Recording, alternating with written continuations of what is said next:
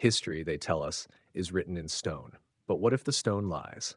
What if beneath the dust of time, beneath the textbook timelines, there exists a hidden history, a version of the past never taught, never accepted, never allowed to surface? A history buried, not just in the ground, but in silence. From the towering monoliths of Peru to the dark catacombs of Malta, from underwater pyramids to star-aligned temples carved with forgotten math, the earth is filled with mysteries too perfect to be accidents, too advanced to be primitive, too old to be understood. Who built them? How? And why? In this series, we step beyond the veil of official history. We dig where others dare not. We shine a light into chambers long sealed, both physical and ideological. From weapons that shouldn't exist to skeletal remains that rewrite evolution, from objects out of place in time to patterns in geometry and stars that defy coincidence, we confront the artifacts that scholars ignore, the tunnels they won't map, the stories they refuse to tell. These are not theories, they are findings, cataloged, photographed, suppressed, and yet still here, still whispering.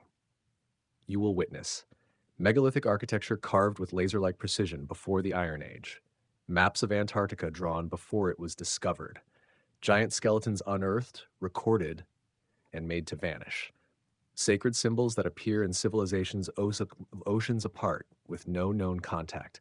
This is not fringe history. This is the history left out, the version that asks too many questions, that challenges too many empires, that dares to suggest we are not the first, maybe not even the greatest. Somewhere in our past, a great knowledge was born of the stars, of energy, of matter and time, and then it was lost, or hidden, or taken.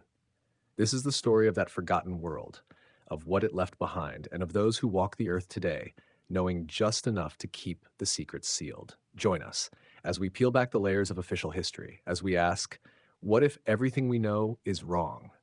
This is Uncharted Mysteries, and the truth is just beginning to rise from the ruins.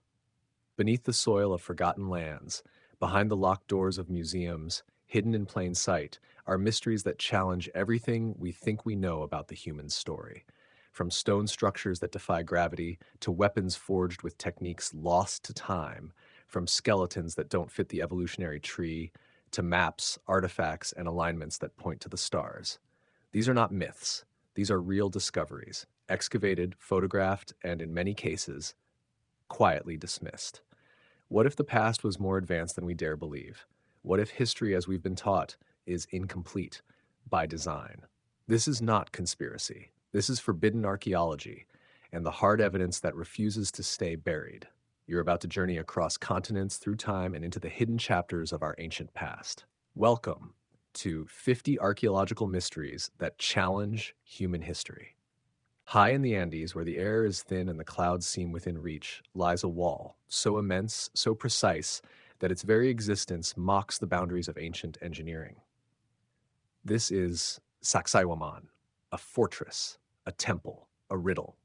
Standing on the edge of ancient Cusco, this megalithic wonder stretches across the mountaintop like the spine of a forgotten god. Its walls are not built, they are woven. Massive stones, each weighing up to 120 tons, fit together so tightly, not even a sheet of paper can slide between them. There is no mortar, no glue, just gravity and mystery. The stones themselves are shaped like puzzle pieces, some with as many as 12 irregular angles, each one cut and contoured with breathtaking accuracy. No two stones are the same, yet they interlock seamlessly, locked into place as if the mountain itself had decided to grow geometry. How were they cut? How were they moved? The quarries lie miles away, across deep valleys and ravines. There are no wheels in Incan records, no cranes, no pulleys, only legends of giants, of gods, of stones that walked. Mainstream archaeologists credit the Inca with its construction, citing organization, manpower, and ingenuity. But even they admit the techniques used at Sacsayhuaman are not found in any other Incan architecture. Was it really their creation, or did the Inca inherit something far older and far more advanced? One theory suggests the wall's shape, its strange zigzag pattern, wasn't just aesthetic, but functional, that it was designed to resist earthquakes, absorbing seismic shock by distributing stress across its many angles. If true, that makes this wall not only beautiful, but intelligently engineered, in a way that wouldn't be rediscovered for thousands of years. Still, others look deeper, at the energy of the site, the magnetic anomalies in the stone, the acoustics that seem to carry whispers across vast distances. They ask, was this more than a wall? Could it have been a kind of resonant structure, a device for sound, for frequency, or perhaps for something else entirely? One cannot stand before it without feeling small, not in size, but in understanding. You trace your fingers along the surface, and it's not just cold stone, it's story, a language we no longer read, a memory frozen in megalith. This wasn't just built to stand, it was built to endure. Today, the site remains remarkably intact, surviving centuries of earthquakes, invasions, and time itself. Nearby buildings, built with mortar and bricks, crumble under nature's weight. But the walls of Sacsayhuaman still stand, just as they did centuries, maybe millennia ago. Tourists walk its pathways, children climb its terraces, but few understand what they're seeing. This isn't just Incan. This is a mystery. A mirror to a past we've forgotten how to imagine. Some say it was a ceremonial space built to honor the sun, others say it was a fortress protecting the sacred city, and some believe it was neither, that it was a relic, a survivor of an even older world, built by hands that understood the language of stone in ways we no longer do. There are no written records, no blueprints, only the stones, and they're not telling us everything, but perhaps they don't need to. Perhaps it's enough to stand before Sacsayhuaman and feel deep in your bones that whoever built this, they knew something we don't. Beneath the sands of Abydos, the sacred city of Osiris, lies a temple that whispers of a past too ancient for textbooks and too advanced for comfort. This is the Osirion, a structure so strange, so anachronistic, that even Egyptologists struggle to place it within the accepted narrative. From above, it looks modest, just a depression in the desert behind the grand temple of Seti I, but descend the narrow staircase and you emerge into another world. Massive blocks of rose granite weighing up to 100 tons stand arranged in perfect symmetry. Their surfaces are smooth, their corners impossibly square, their arrangement unmistakably intentional. The air feels cooler here, heavier, as if the stones themselves remember a different earth. Mainstream historians attribute the Osirion to Pharaoh Seti I, who ruled during Egypt's 19th dynasty, around 1290 BCE. But the temple's construction style doesn't match anything from his era. It doesn't even match anything Egyptian. There are no intricate carvings, no glyphs, no elaborate reliefs, just megalithic precision, the kind more commonly associated with Machu Picchu or Pumapunku than with dynastic Egypt. The walls of Seti's temple right next door are full of art, color, language. The Osirion is silent, stoic, stone. It's almost as if the pharaoh found this place and claimed it, added his own temple next to it, and walked away, never truly understanding what he had inherited. The floor of the Osirion lies nearly 30 feet below the base of the Temple of Seti, which raises a question. Why would a pharaoh build downward into a pit that floods every year? He wouldn't. The more likely explanation? The Osirion was already ancient when Seti arrived, so old that it had become buried by layers of Nile sediment. Forgotten, until someone rediscovered it and dared to build next to it. Some researchers believe the Osirion could be 12,000 years old or older, dating back to a time when the Sahara was green and Egypt was not yet Egypt. And the symbolism runs deep. The Osirion lies at the heart of Abydos, the mythical resting place of Osiris, the god of death, resurrection, and the stars. Coincidence or intention? Within the chamber are flower of life, patterns etched into the granite walls. Geometric, precise, elegant, symbols found not just here, but across ancient cultures worldwide. Were these patterns decorative, religious, or did they encode something deeper, a mathematical language etched in stone to survive the rise and fall of memory?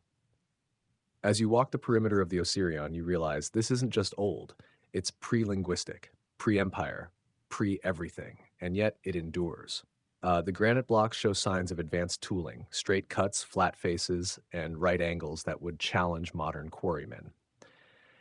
Some surfaces show polishing or smoothing that would require diamond-grade abrasion.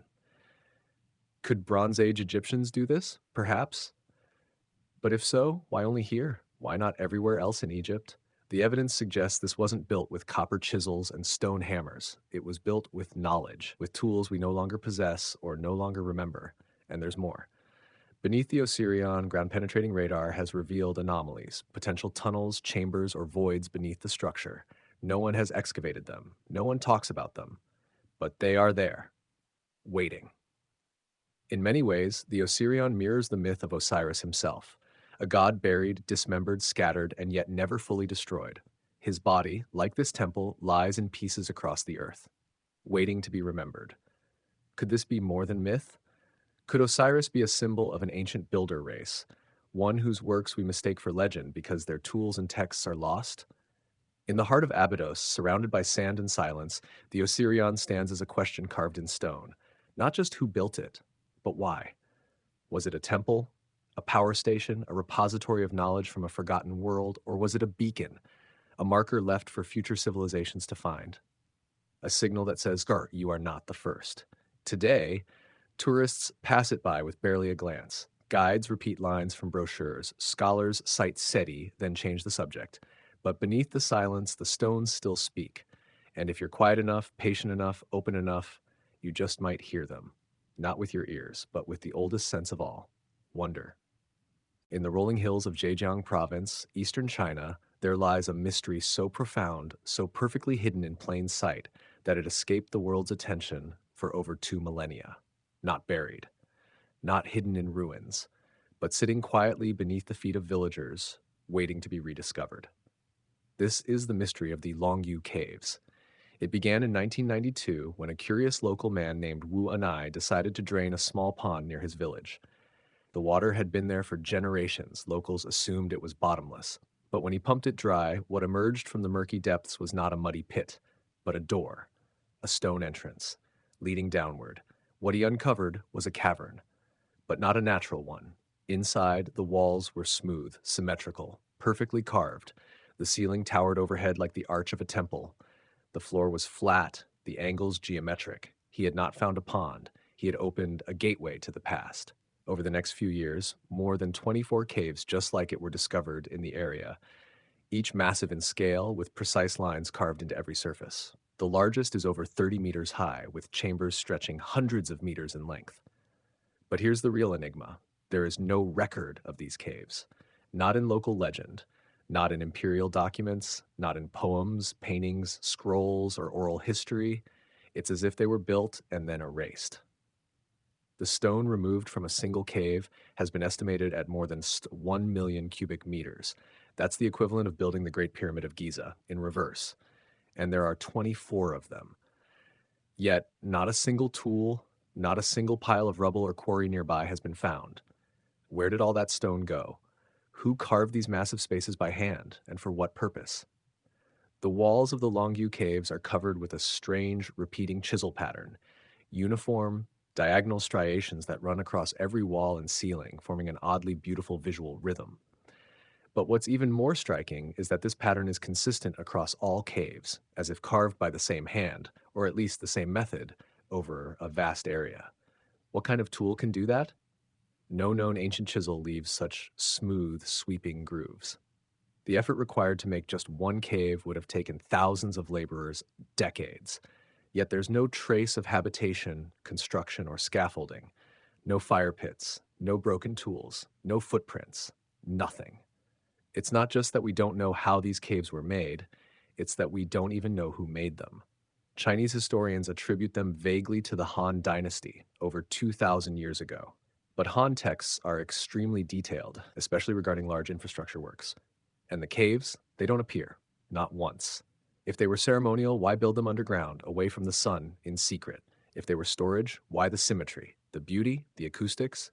If they were homes, where are the traces of life, fire, food, pottery, tools? Some have suggested they were tombs, but no bodies have been found.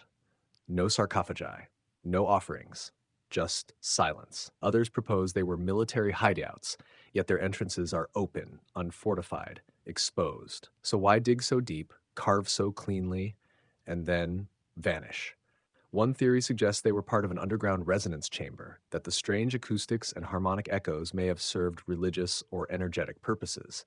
Some researchers claim the caves show evidence of sonic shaping, that sound or vibration may have played a role in their construction. But even then, it's speculation. The truth is, we don't know. What we do know is this. These caves exist. They are real. And they break every rule we think we understand about ancient civilizations in East Asia. Every rule about effort and purpose, about planning and record keeping, about time and memory. Because you don't move a million cubic meters of stone and forget it happened. Unless you were never meant to remember. Some believe the caves were built by a now lost civilization, one that possessed an understanding of material science, energy, and stone beyond what we currently attribute to ancient China. Others whisper of survivors from Atlantis or an even earlier epoch of human development. Civilizations rise and fall, but stone endures. And here, beneath the hills of Longyu, the stone tells a story we haven't learned how to read.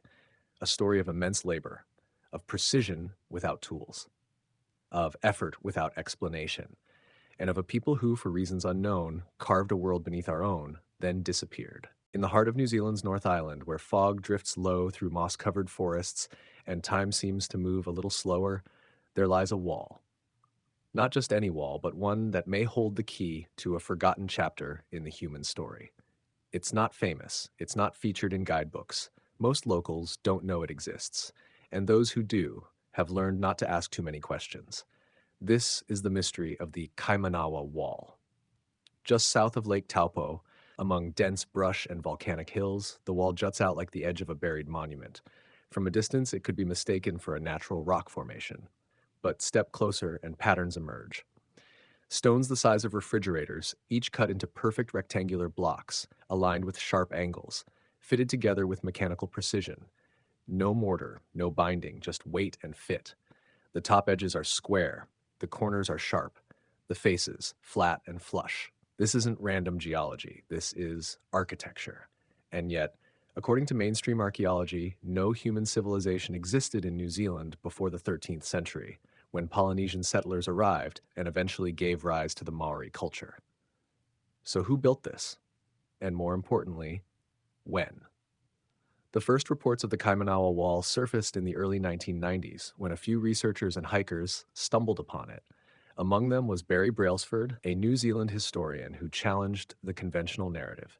He claimed the wall might be part of a pre-Polynesian structure, evidence a civilization that arrived thousands of years before the Maori.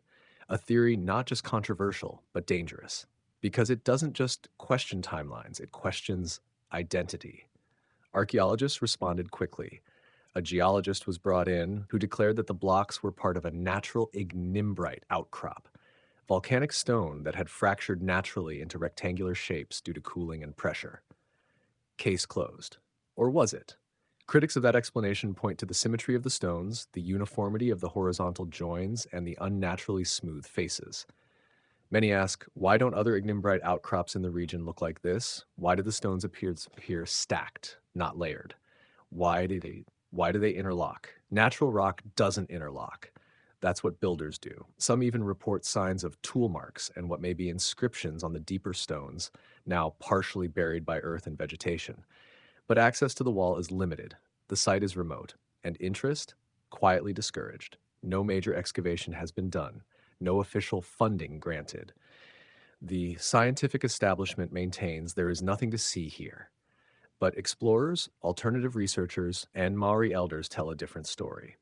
Some speak of the Waitaha people, a peaceful ancient tribe said to have arrived in New Zealand long before the canoes of Polynesia. Others speak of the Uruku, red-haired, pale-skinned people mentioned in whispered traditions said to have vanished long before the modern age. Legends tell of stone cities, of temples, of knowledge lost in the forests, oral histories that predate colonial contact, and yet they speak of things no one wants to acknowledge. Because if the Kaimanawa Wall is man-made, then it would rewrite not just New Zealand's history, but global migration patterns, timelines, and the very foundation of Pacific anthropology.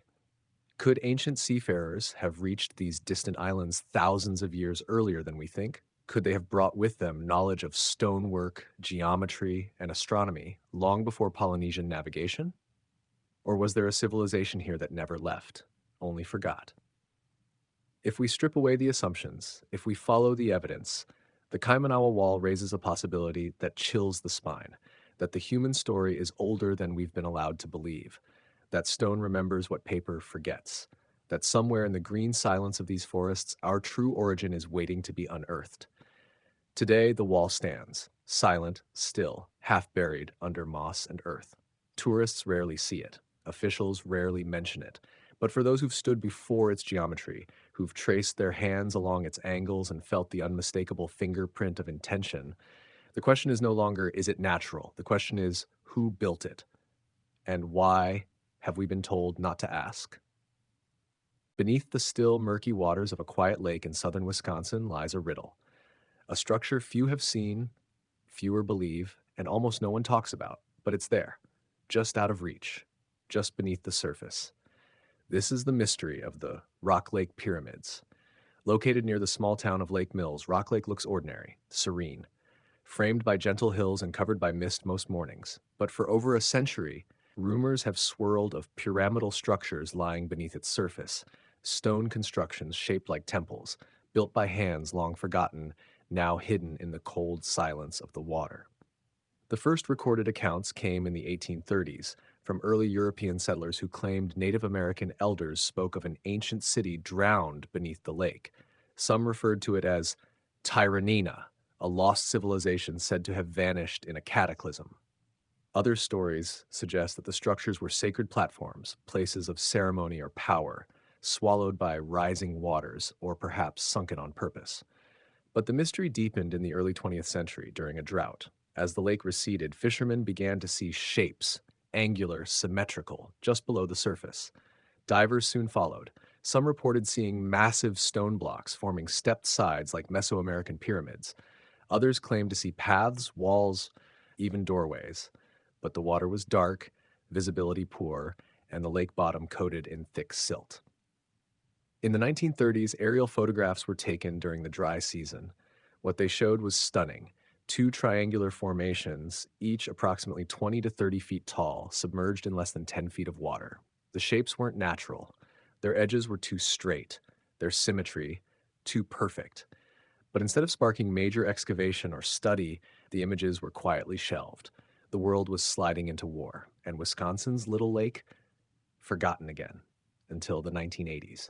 That's when a new generation of divers began to explore Rock Lake with modern equipment, scuba tanks, depth gauges, sonar. Some claimed to find one of the formations, naming it Limnatis Pyramid. They described it as a step pyramid made of large flat stones arranged in tiers. The base, roughly 60 by 100 feet. One diver said it looked like something out of Central America, only smaller and underwater. Others remained skeptical. They argued the structure was natural, just glacial debris. But if that were true, why do the blocks stack? Why the steps? Why the intentional orientation toward the lake's eastern edge? And perhaps more intriguing, why does no one want to investigate further? Some researchers have suggested a link between the Rock Lake Pyramids and the nearby Aztalan State Park, a major archaeological site less than 2 miles away. Aztalan contains the remnants of an ancient Mississippian city, complete with platform mounds, stockades, and evidence of advanced social structure. Could the people of Aztalan have constructed something in the lake? A ceremonial platform, a solar observatory, a spiritual offering? Or was Aztalan merely the latest tenant on a land already haunted by older ruins? Some oral traditions speak of even earlier cultures, now unnamed, who passed knowledge to later mound builders. Could these submerged pyramids be pre-Mississippian, pre-Columbian, or even pre-human, as some fringe theorists suggest? The questions pile up like silt. Why build in the lake? Was it once dry land? Geological studies suggest the area was above water thousands of years ago, perhaps even as recently as 1,500 years. That's not a fantasy. That's a fact. The waters of Rock Lake have risen and fallen for millennia. So what now sits submerged may once have stood proudly in the sun. But if that's true, why hasn't it been excavated? Why hasn't a major institution stepped in with sonar mapping, sediment core drilling, or underwater archaeology? The answer, as always, is inconvenient. Because if the pyramids are real, if they are man-made, then it means that a pyramid-building culture existed in North America, completely independent from Mesoamerica, and possibly much earlier. It means we have another Giza hiding under the lake reeds of Wisconsin. And that changes everything. For now, the Rock Lake pyramids remain elusive, obscured by time, water, and the unwillingness of institutions to ask uncomfortable questions. Divers who return report strange sensations, vertigo, disorientation, the feeling of being watched.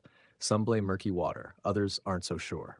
What we do know is this: beneath Rock Lake lies something not easily explained: stone, geometry, intention, and silence. Perhaps one day someone will dredge the lake, map the floor, and bring the pyramids to the surface once more. But until then, they remain where all forbidden truths seem to go, just beneath the surface. Beneath the waves of the Tyrrhenian Sea, just off the coast of modern-day Naples, Italy, lies a city swallowed by time. Its streets are paved with marble, its columns still stand. Mosaics cling to the seabed like ghosts of luxury. This was not just any Roman settlement. This was Baiae, the pleasure capital of the ancient world, a city of decadence, of secrets, of emperors, generals, philosophers, and plots, and now a city that lies beneath the sea. They called it the Las Vegas of the Roman Empire, a place where wealth flowed like wine and morality was optional. Built atop natural volcanic hot springs, Baiae became the retreat of the Roman elite. Men like Julius Caesar, Nero, and Hadrian came here to escape the scrutiny of the Senate and the eyes of the people. What happened in Baiae stayed in Baiae. But behind the pleasure, the indulgence, and the whispered rumors, there is something else. Something older, something hidden, because Baiae wasn't just a resort town. It was a labyrinth. Below its villas and spas, beneath the luxury, lie tunnels, twisting, interconnecting passageways carved into volcanic stone. Some believe they were part of a geothermal heating system. Others say they served a far darker purpose. One of the most mysterious structures is known as the Temple of the Underworld, a complex of narrow, low-ceilinged corridors that lead deep into the earth, ending in a chamber that opens beside a sulfuric spring. Archaeologists now call it the Antrum of the Sibyl. And legend says it was here that the Cumaean Sibyl, the ancient oracle of Apollo, delivered her prophecies to kings and emperors. Some visitors describe the place as a portal to the afterlife, where the boundaries between the world of the living and the dead were dangerously thin. The Romans believed this was Lake Avernus, the gateway to Hades. But is that just myth or memory? Some researchers now suggest the site was used for initiation rituals designed to induce altered states of consciousness. With narrow halls, rising heat, and toxic gases from volcanic vents, the descent into the tunnels may have caused hallucinations, visions, spiritual awakening. Was Baiae a spa town or a spiritual machine? And the tunnels? Not random. They align with solar positions, acoustic focal points, and geometric ratios. The deeper you go, the more you realize. This city was engineered for experience, but that's only half the mystery, because today Baiae lies underwater. The streets, the villas, the temples, submerged beneath the sea as if drowned by time itself. Was it a tsunami? An earthquake? Historians say it was Brady-seismal sinking of the land due to shifting volcanic chambers. But for a city so central to the Roman world, its disappearance is oddly quiet. There are few records, no great tragedy recorded, no imperial mourning, just silence. As if the empire wanted to forget it ever existed, as if Baiae had become too dangerous to remember. Divers today glide through submerged hallways, swim past statues still standing in saltwater gardens, murals remain on walls, mosaics of sea creatures now rest beneath the real sea, and yet there is a strange preservation, as if the sea has become Baiae's tomb and its vault. But some ask, did it sink naturally, or was it allowed to disappear? Because what's hidden beneath the surface is not just wealth, but power. Power rituals, occult knowledge, forbidden practices. Could it be that the elite of Rome, far from the public eye, were dabbling in mysteries far older than their empire? That Baiae was built atop something even more ancient, Etruscan or pre-Etruscan, tapping into energy lines, geothermal forces, spiritual doorways? Some believe the tunnels align with ley lines, those mysterious paths of earth energy recognized by ancient cultures across the globe. Others see the entire layout of Baiae as a sacred diagram designed to manipulate resonance, intention, and consciousness. A city of gods, not men. Or perhaps of both. Today, Baiae is protected as an underwater archaeological park. Tourists in glass-bottom boats float above forgotten palaces, but they see only fragments. Because what Baiae truly was, what it was built to do, remains a puzzle, One not found in textbooks, one not taught in classrooms, but one that still waits beneath the waves, whispering through stone and salt. Not everything the Romans knew was Roman.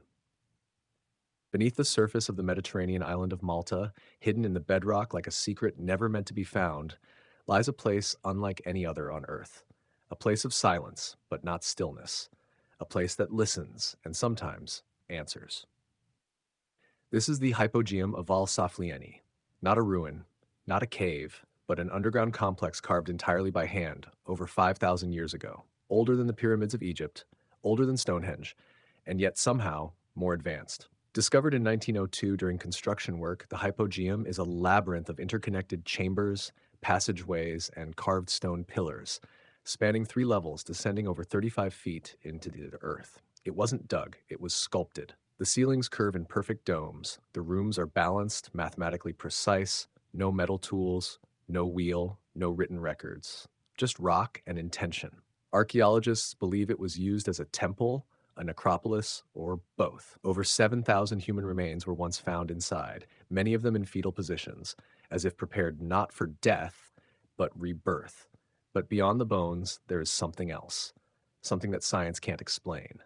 Deep within the Hypogeum lies a chamber known as the Oracle Room, and it has a voice. Speak inside this chamber in a deep male tone, and the sound doesn't just echo, it resonates. Frequencies between 110 and 114 hertz cause the entire chamber to vibrate, not loudly, but profoundly. The effect can be felt in the body, in the bones, in the brain. Some say it alters perception, that it induces visions, that it creates a kind of sacred frequency, unlocking something dormant in human consciousness. Modern acousticians have studied this room. They confirm the resonance is not accidental. It's engineered, designed. But how could Neolithic builders, without writing, without mathematics, create an underground chamber that manipulates sound with such precision? And why? Was it ritual, healing, communication with the divine, or was it something else entirely? Researchers point out that these frequencies affect the prefrontal cortex, the area of the brain associated with complex thought, consciousness, and emotion. Could the Hypogeum have been built to induce altered states? A temple not of worship, but of transformation? Some even speculate that the entire structure acts as a kind of resonance chamber, an ancient acoustic machine designed to affect human biology. If so, who taught them how to build it? Other anomalies persist. Excavators in the early 20th century reported finding elongated skulls, strange, stretched cranial remains that do not match modern human proportions. These skulls were once on display in a Maltese museum. Today they're gone, moved, misplaced, or perhaps hidden. Photos remain, as do the stories. Some whisper that the Hypogeum was not just a temple, but a home, a dwelling for a different kind of being, one that listened more deeply than we do. And the whispers, they say the Hypogeum still hears, that those who spend too long inside feel something watching, listening, responding. Tour guides and researchers have reported unexplained sounds, chanting, breathing, footsteps that echo from chambers long sealed. Others speak of sudden nausea, disorientation, vivid dreams after visiting. The Maltese authorities strictly regulate access to the site, only 10 visitors allowed at a time, strict time limits, no filming inside. Officially, it's for preservation. Unofficially, some suspect it's to limit what people might feel, what they might hear. Because this place, it speaks, not in language, not in words, but in frequency, in memory. The Hypogeum of Val Saflieni is one of the oldest known subterranean structures on the planet, but it's not just age that makes it mysterious, it's purpose. It wasn't built for storage, not for defense, not for the dead alone. It was built with precision, care, intelligence. Whoever built it knew something, something we've forgotten. That sound is not just vibration, it's power. And perhaps, if you stand in the oracle chamber and speak with the right voice, you may hear the past whisper back, and what it says may change everything. Beneath the arid hills of Maharashtra, India, stands a monument that defies the very laws of architecture, history, and human capability. It is not built, it is revealed. Carved meticulously from the top down, not constructed from the ground up. Not assembled brick by brick, but sculpted by removing stone, more than 400,000 tons of solid basalt.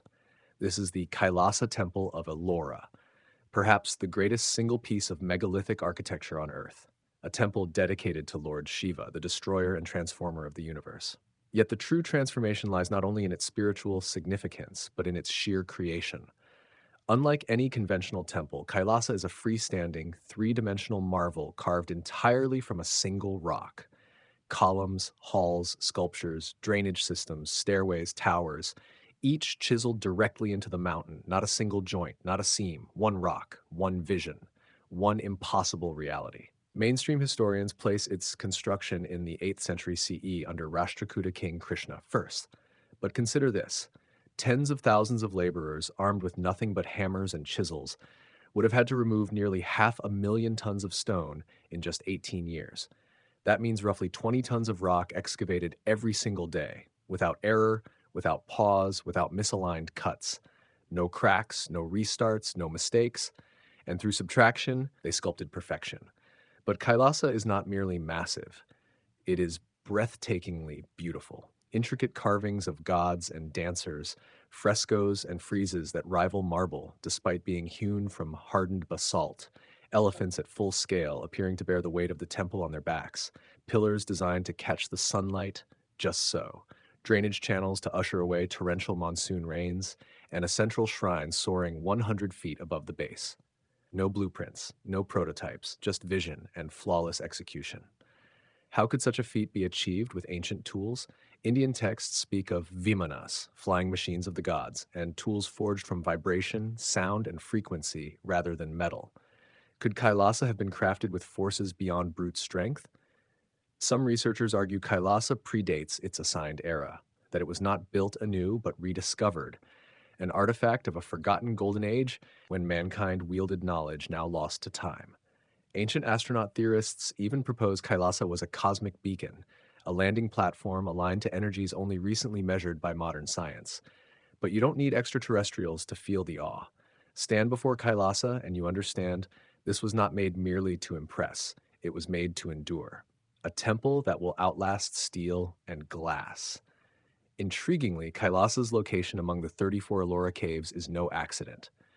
It occupies the center, both physically and symbolically. Some suggest it forms a mandala, a sacred geometric pattern resonating with Earth's magnetic fields. And its name? Kailasa, the mythical home of Shiva, perched high in the Himalayas, beyond mortal reach. So why carve it here? Why replicate heaven on Earth? The deeper question is why this subtractive architectural method is unique to Kailasa. Why do no other ancient cultures, from Persia to China to Egypt, have temples hewn from solid rock on this scale? If ancient Indian artisans possess the skills to carve entire mountains into temples, why stop?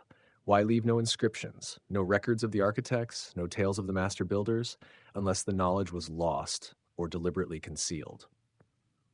Some scholars propose Kailasa was more than a temple. It was a resonant structure, engineered so that its immense mass and precise geometry interacted with sound and energy. That chants echoed back, amplifying power. That rituals were technological, not symbolic, employing sacred sound, geometry, and intention to alter consciousness or commune with other realms.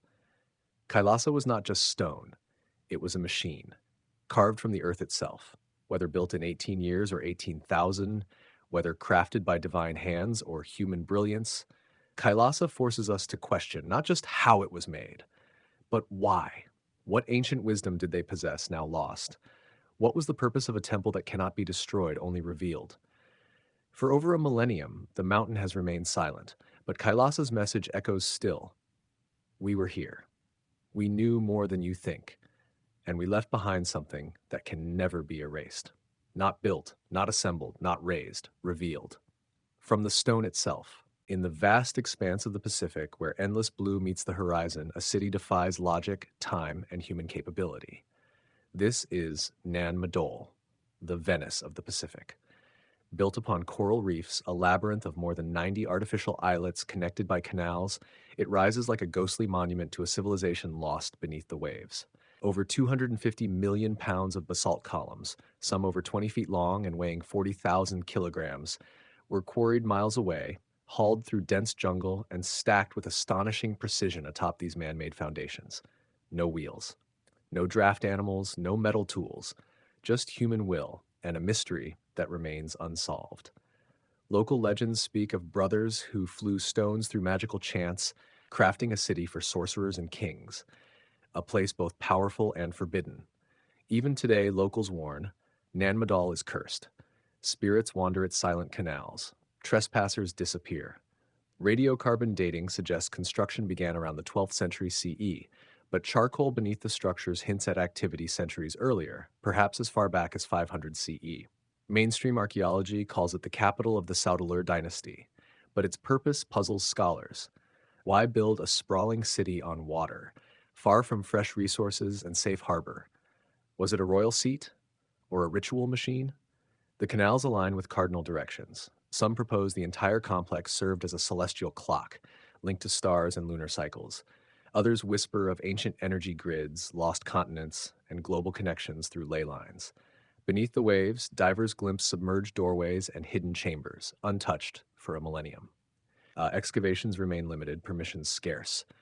Non-Madol sleeps ancient, unfinished, and unanswered. The coral enfolds the stone, the tides erase the past, but the city's silent voice endures, a testament carved in stone and salt. You are not the first.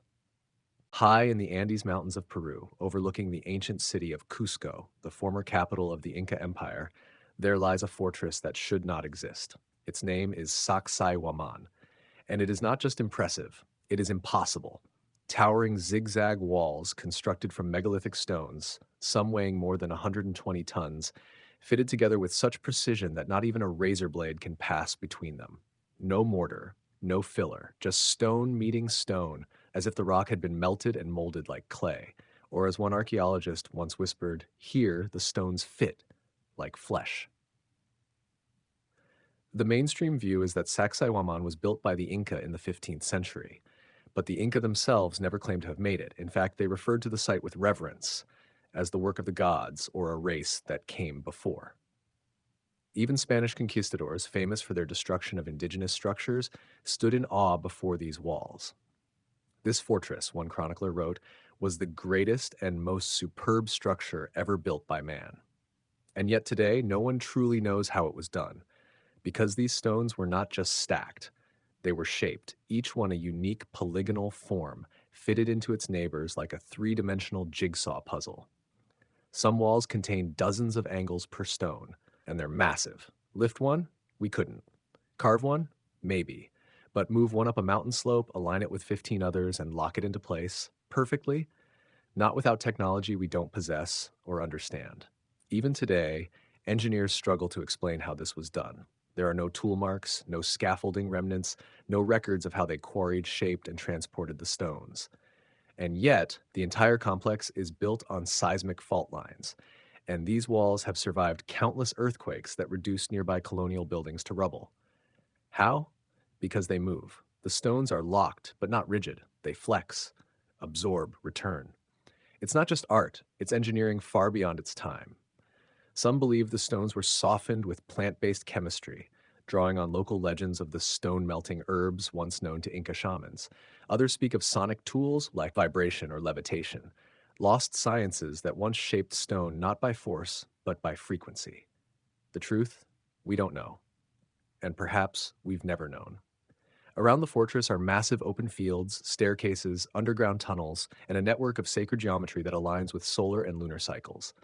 Some researchers believe Sacsayhuaman is far older than the Inca, possibly thousands of years older, belonging to a forgotten civilization wiped from memory, a civilization whose only legacy is stone too heavy to erase.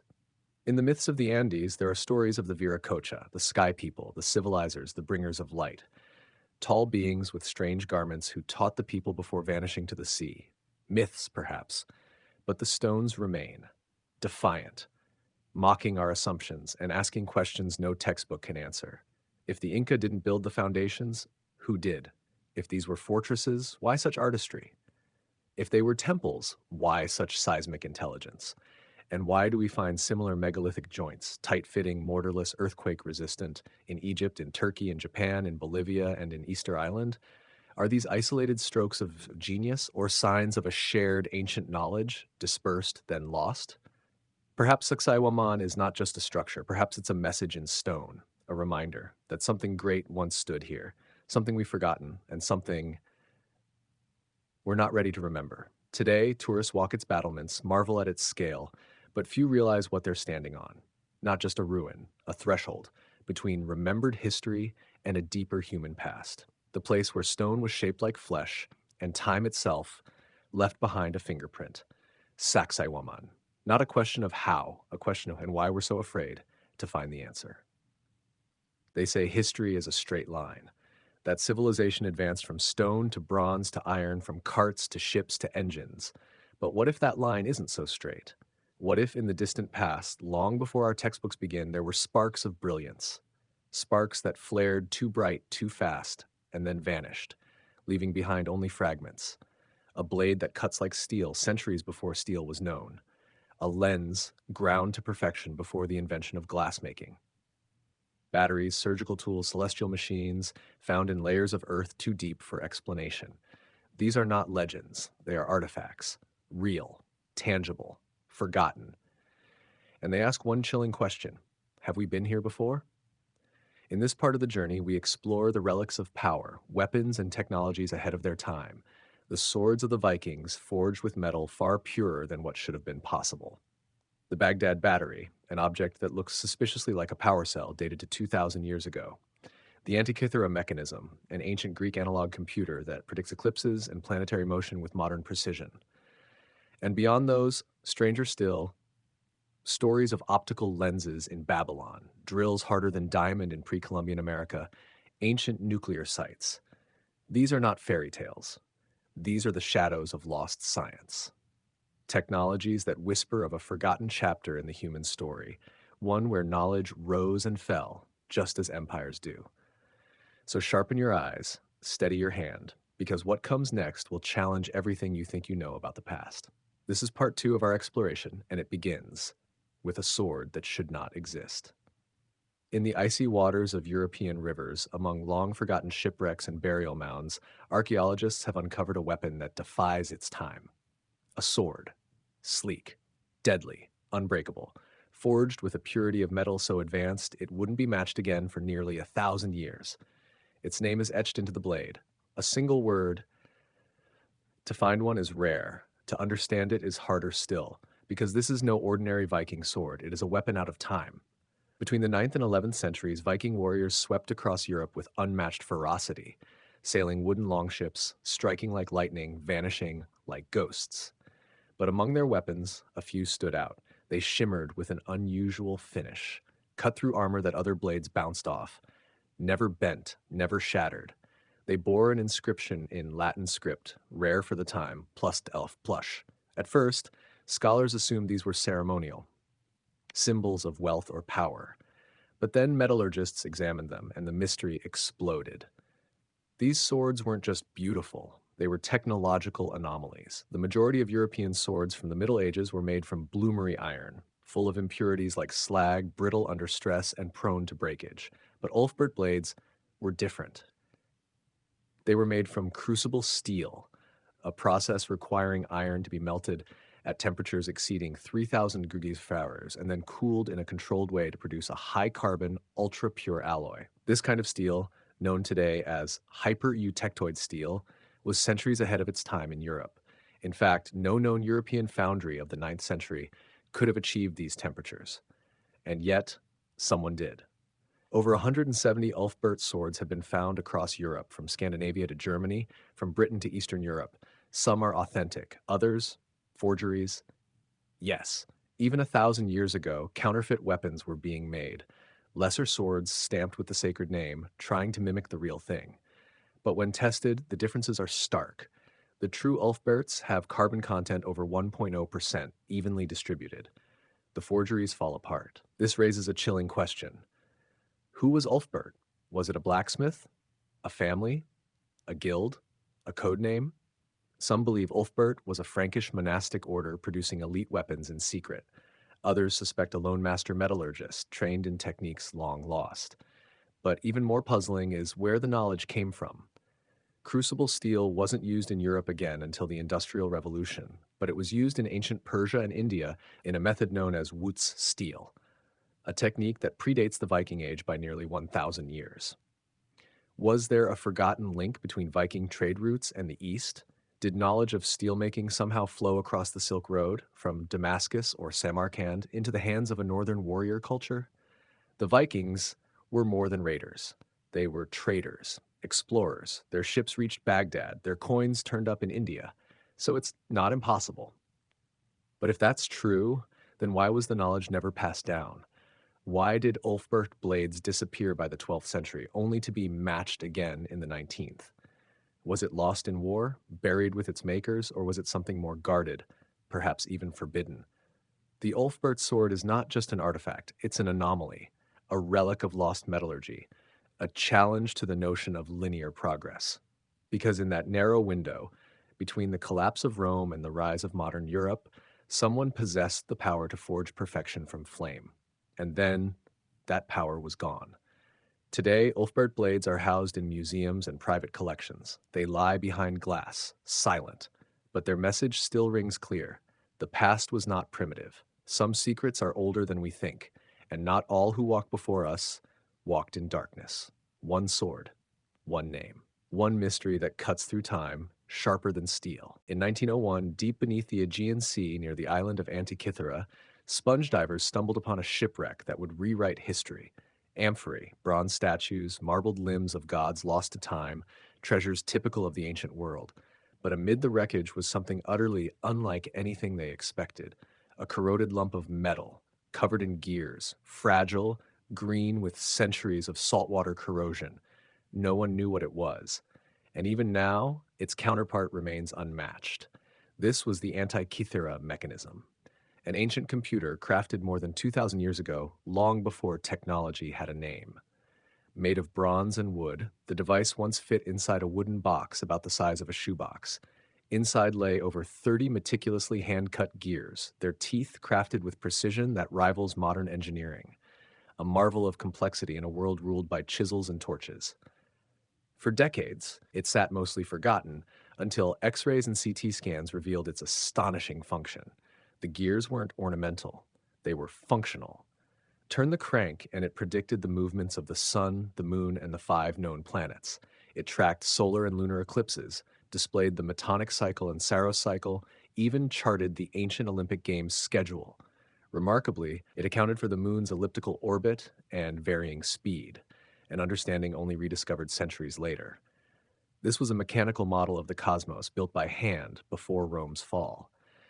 Dating roughly to 150 to 100 BCE, some scholars speculate it draws from even older lost technologies. No similar gear-driven mechanism would appear for over a millennium, not in Europe, not in China, not during the Islamic Golden Age.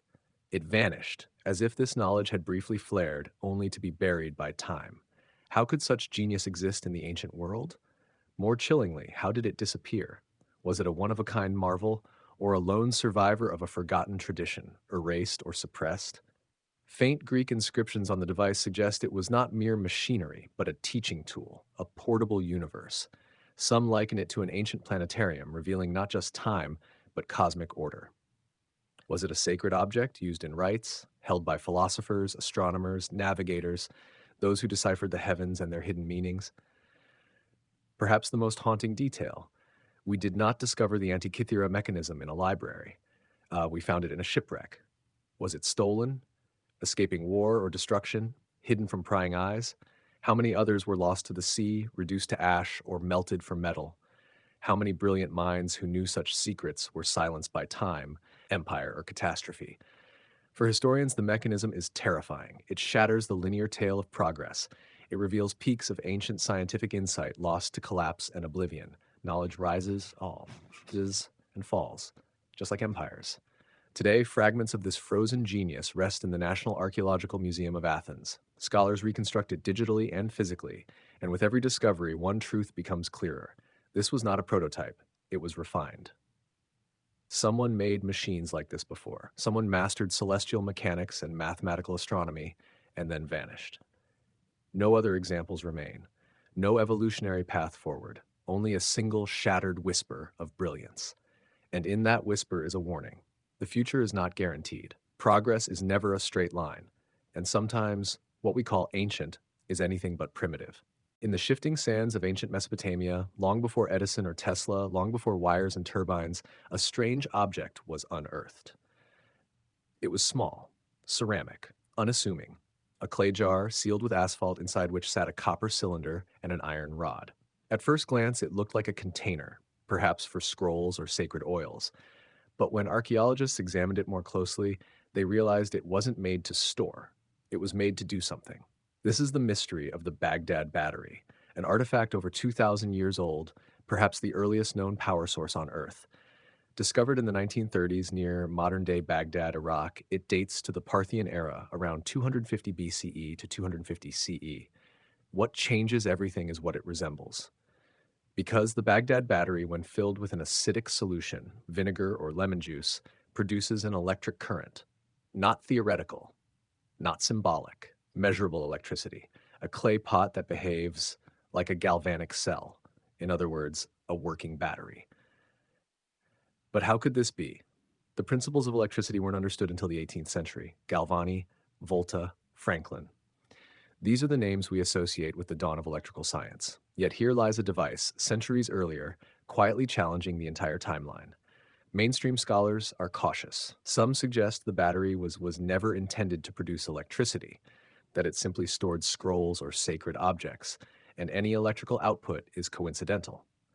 Others argue we're projecting modern ideas onto ancient tools, but counterarguments persist.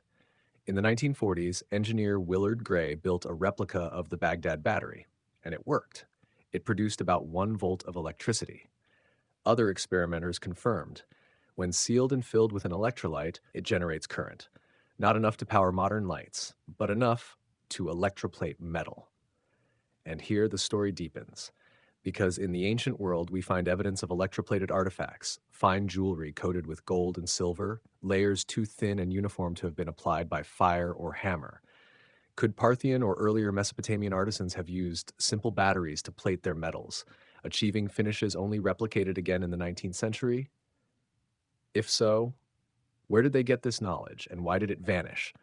There are no texts describing electrical theory from that era, no diagrams of circuits, no manuals for power cells, just clay, copper, and iron, arranged to mimic discoveries made millennia later by Faraday.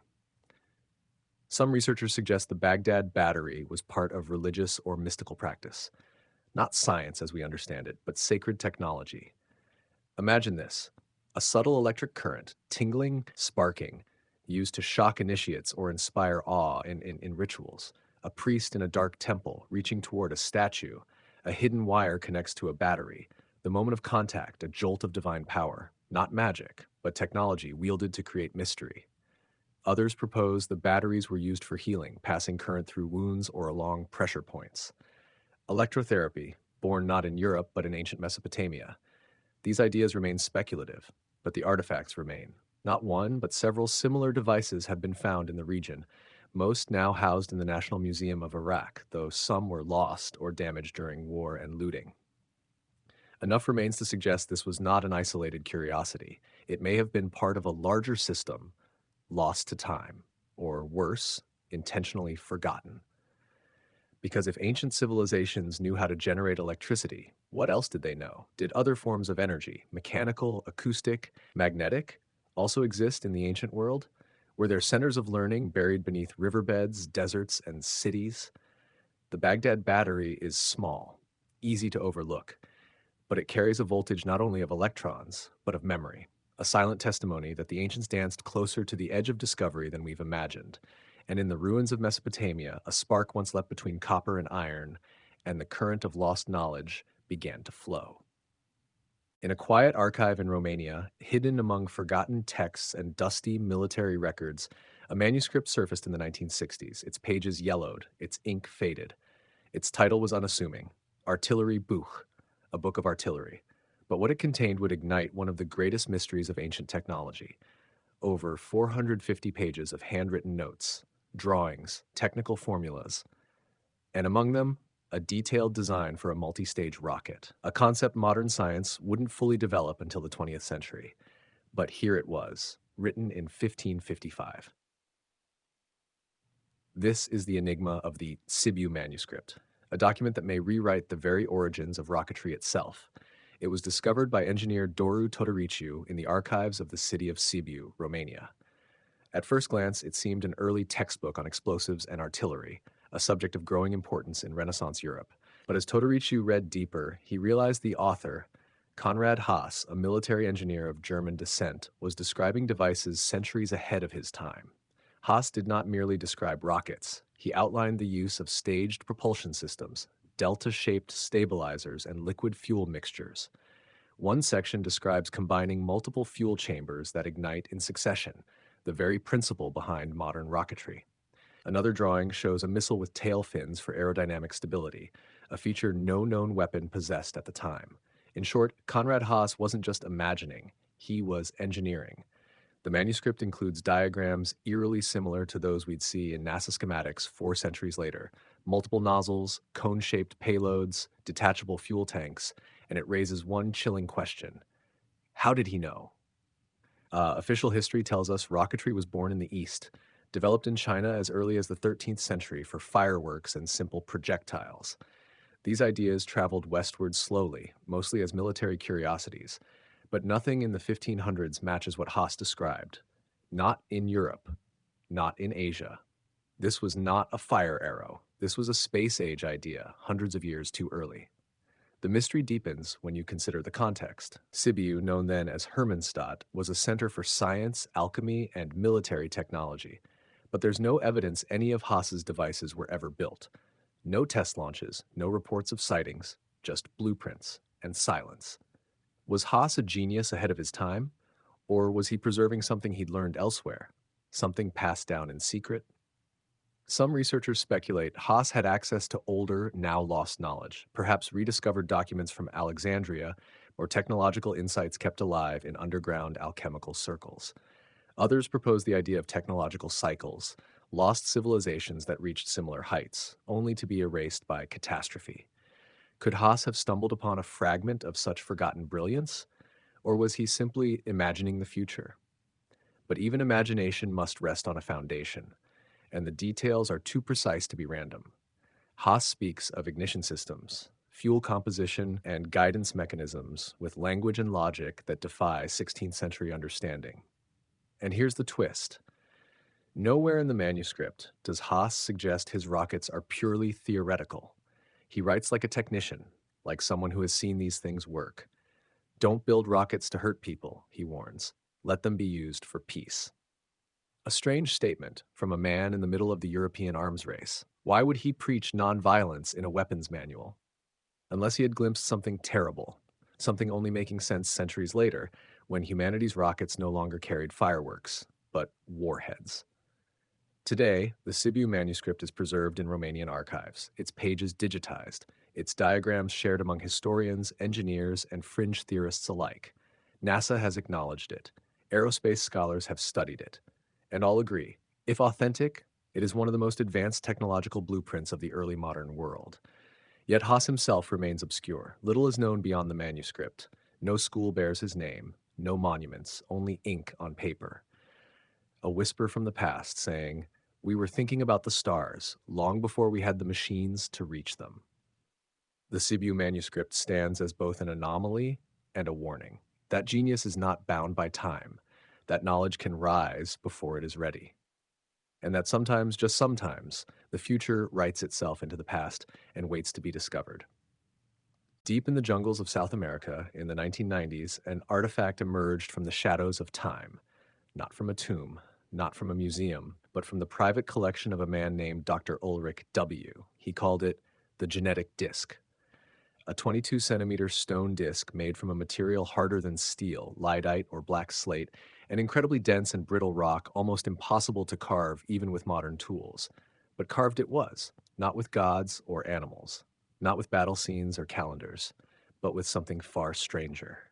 Images of cell division, fertilization, microscopic biology, engraved with astonishing detail. Thousands of years ago, long before microscopes, long before germ theory, long before the word DNA had ever been spoken. The genetic disc is perhaps one of the most controversial artifacts ever found, because if it's real, it means someone in the deep past knew the inner workings of life itself. Let's take a closer look.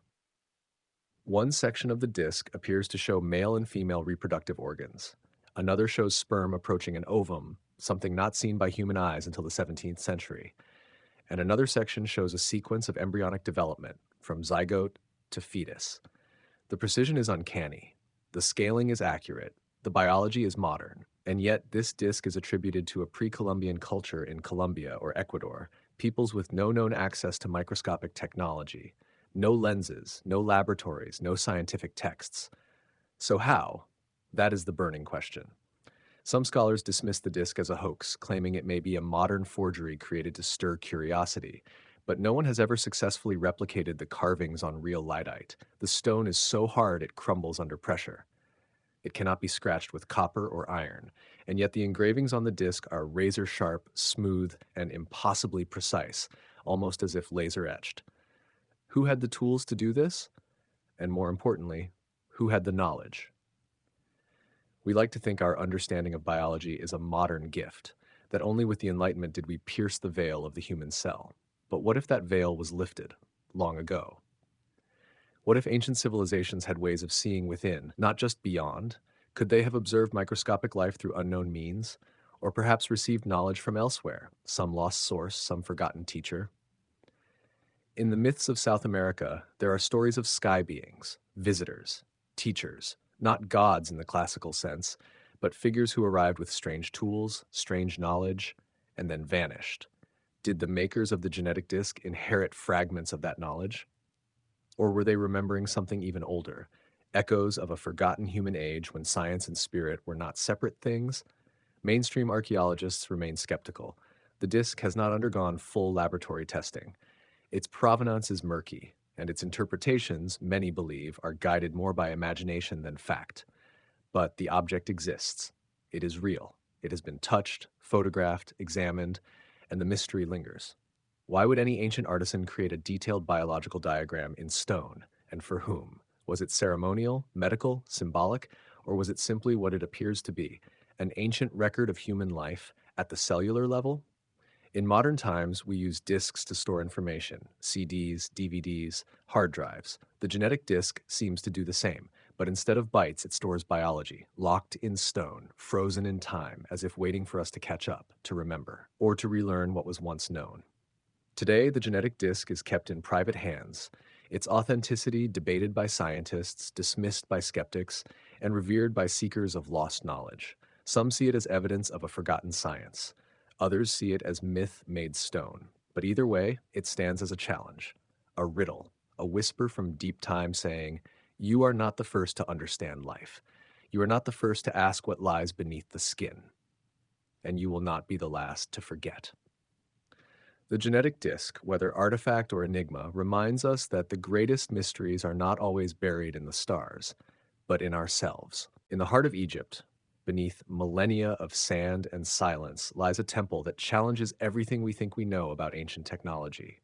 The Temple of Hathor at Dendera, a place where stone tells stories not only of gods and kings, but of mysteries, etched in reliefs that speak a language beyond myth.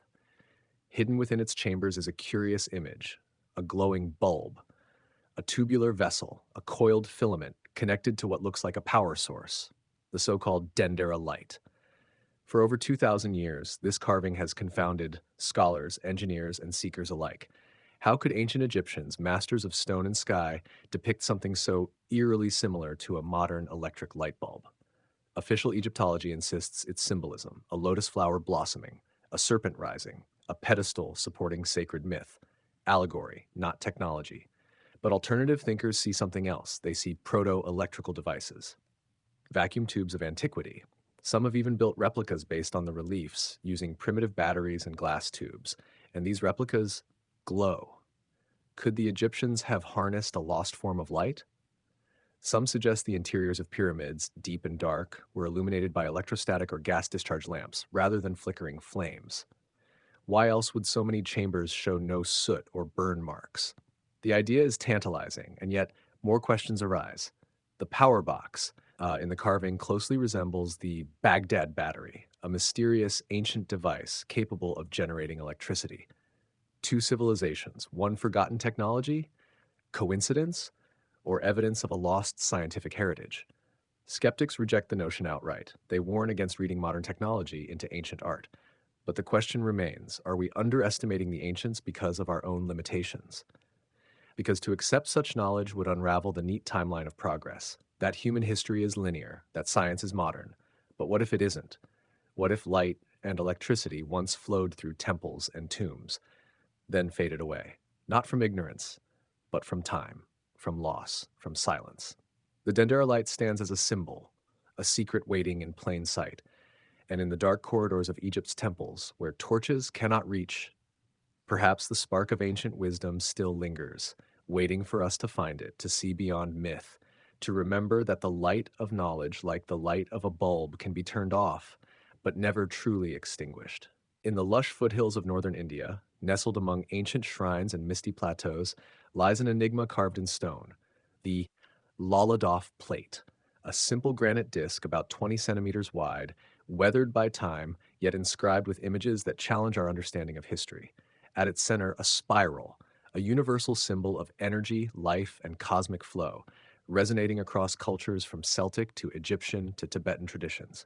Beside it, a slender humanoid figure with elongated limbs and an enlarged head, unlike any creature familiar to us, evoking visions of beings from beyond. And next to this figure, a flying disc, domed, circular, unmistakably a shape recognized today as a UFO. But this plate is ancient, said to be over 12,000 years old. No inscriptions, no dates, no archaeological context, only form and mystery. If authentic, the Laladoff plate hints that long before recorded history, someone imagined flight, etched it into stone, encoded cosmic knowledge in symbols.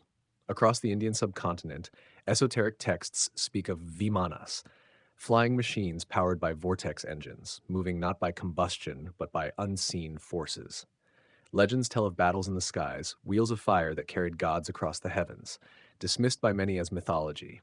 But what if, for a fleeting moment in the distant past, it was real? Could the Laladoff plate be a silent witness to those forgotten times? Some link it to the mysterious Dropa stones of China, stone discs inscribed with spirals and starry narratives, suggesting a shared legacy of ancient sky travelers or cosmic knowledge. Skepticism surrounds the plate. No carbon dating, no scholarly agreement, murky provenance.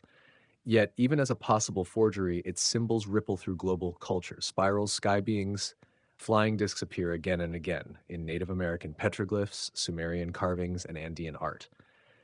What are these echoes? Fragments of a lost memory, a cosmic heritage, or warnings sent across time? The Laladoff plate remains an obscure artifact, absent from mainstream history, but cherished in circles that explore the intersection of myth, science, and human origin. It is not about proof of aliens. It is about the questions that endure. How do symbols survive the ravages of time? Why do certain forms repeat across civilizations separated by oceans and epochs? And ultimately, who were we before we forgot? There are blades spoken of in hushed tones, blades said to cleave armor with a whisper, split hair midair, or slice a silk scarf drifting on the wind, not forged in legend, but in fire, in sweat, and in a lost science that once changed the art of war.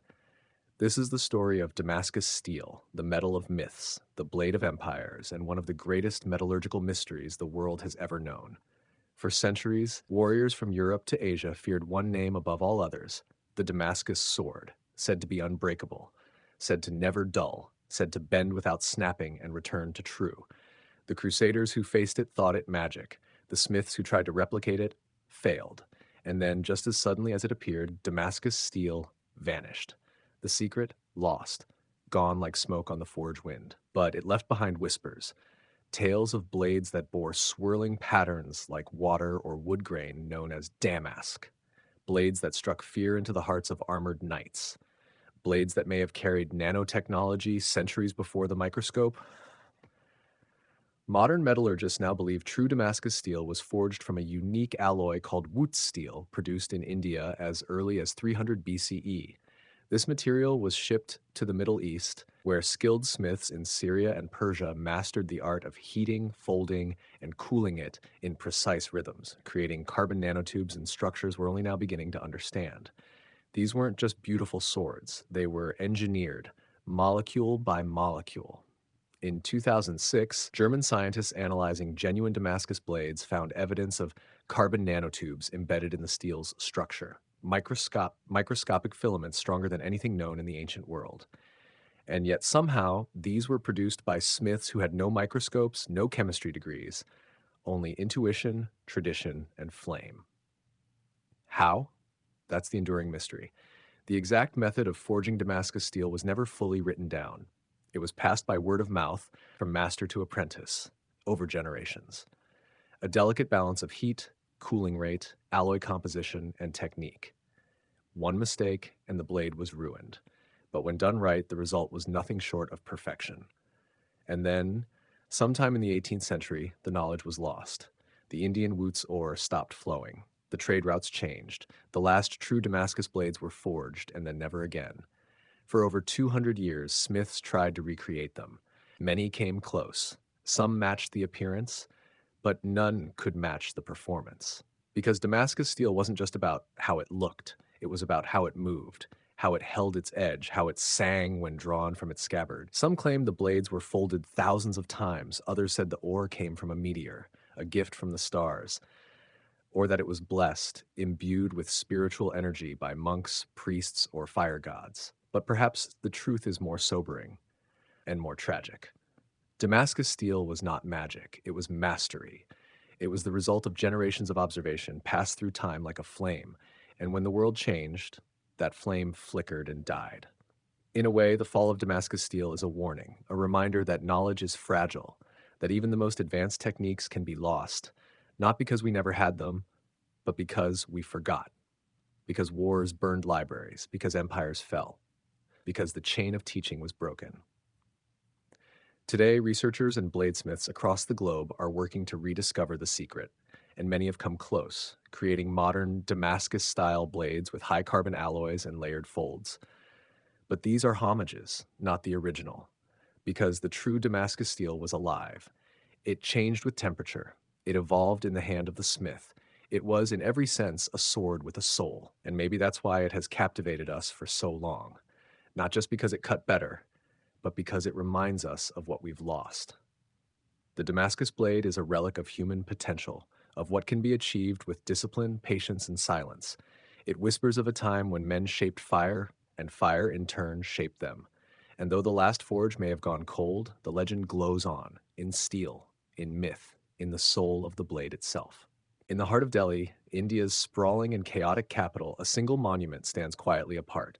No towering spires, no golden domes, no sacred carvings, just a tall, unadorned iron pillar, standing over 7 meters high, humble, stoic, silent. And yet, this pillar holds one of the most enduring technological secrets of the ancient world. Because after more than 1,600 years of exposure to monsoons, scorching heat, pollution, and time, it has never rusted. This is the enigma of the Iron Pillar of Delhi, and it has confounded metallurgists, historians, and scientists for generations. Most iron, as we know, is vulnerable. It decays, it crumbles.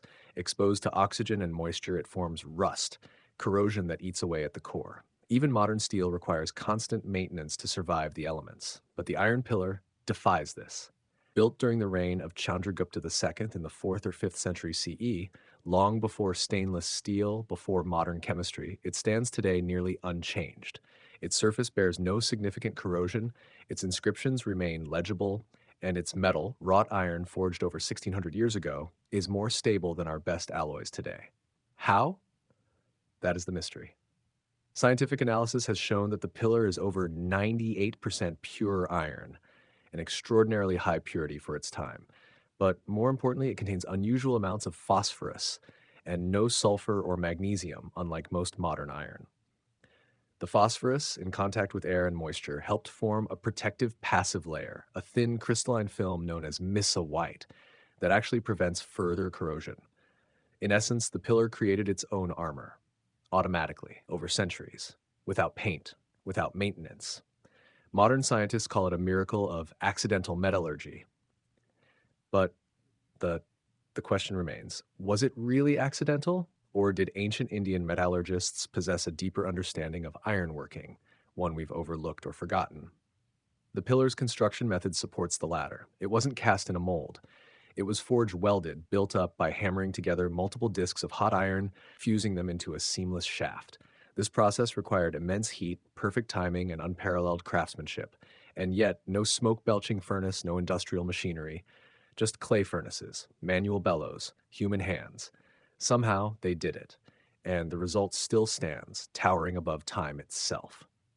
The pillar carries a Sanskrit inscription in Brahmi script paying homage to Vishnu and praising the might of the king who commissioned it. But there is no mention of how it was made, no metallurgical treatise, no blueprint, just iron, just perfection. Some historians believe the knowledge was part of the vast scientific tradition of ancient India, lost through invasions, wars, and the decline of classical learning. Others go further, suggesting the pillar is evidence of an entirely different understanding of material science, one more holistic, rooted in harmony between elements rather than brute force metallurgy. Consider this. India's ancient texts like the Vedas and Upanishads often speak of metals in spiritual terms. Gold, silver, copper, and iron were seen not just as resources, but as living materials shaped by cosmic principles. Did ancient smiths understand the alchemical balance of the elements? Did they forge not just with fire, but with intention? Could the iron pillar be an artifact of not only technology, but philosophy? Or was it more pragmatic, simply a case of highly skilled artisans using the best ore under the best conditions at the best time? If so, why has no one else, before or since, replicated it? The answer, like the pillar itself, stands silent. Today, the Iron Pillar draws thousands of visitors. It rests within the Qutb complex in Delhi, surrounded by later Muslim architecture, guarded behind low fences, a symbol of India's ancient scientific prowess, a challenge to the idea that progress is always linear, and a monument that suggests some technologies were mastered long before we were ready to understand them. In a world where even stainless steel eventually breaks down, the Iron Pillar endures, not because it was made with magic, but perhaps because it was made with memory, a memory of heat, metal, air, and harmony. And in that quiet harmony, an ancient voice still speaks. What you call the future, we once called the past. Of all the objects left behind by the Roman Empire, its aqueducts, roads, and grand monuments, there is one that puzzles us not by its size or complexity, but by its profound silence. Small, hollow, intricately crafted. This is the mystery of the Roman dodecahedron. Discovered across Europe, from the fields of England to the forests of Hungary, these bronze artifacts are astonishingly uniform in form, yet their purpose remains utterly unknown. Each measures only a few centimeters in diameter, 12 flat pentagonal faces, each pierced by a circular hole of varying size. At the vertices, small knobs protrude, ornamental or functional. No one knows. Over 120 of these objects have surfaced, yet not a single ancient text references them. No instructions, no inscriptions, no depictions of use. For a civilization that documented engineering feats, culinary recipes, and military campaigns in exhaustive detail, this absence is deafening. So what were these curious polyhedra? Theories abound. Surveying instruments. Some suggest Roman engineers or soldiers used them to measure angles or estimate distances, perhaps as primitive rangefinders on the empire's frontiers. Astrological devices. Others propose they were tied to sacred geometry, used to align or represent celestial phenomena, with the 12 faces symbolizing zodiac signs or months. Candle holders. Another idea holds they were ritual lamps, where holes allowed candlelight to project patterned shadows. Knitting gauges. A practical hypothesis claims they served as sizing tools for making gloves, though no wear or textile traces support this, yet none fully satisfy. The dodecahedrons are typically found far from Rome's heart, mostly along military outposts and border regions, hinting at a specialized, perhaps secretive function. Could they have been tools of war, communication, or ritual, or both? The very shape, the dodecahedron, is significant. One of the 5 Platonic solids, it was considered by Plato and the Greeks as the embodiment of the cosmos itself. The Romans inherited this worldview, where geometry was not mere mathematics, but the language of the universe.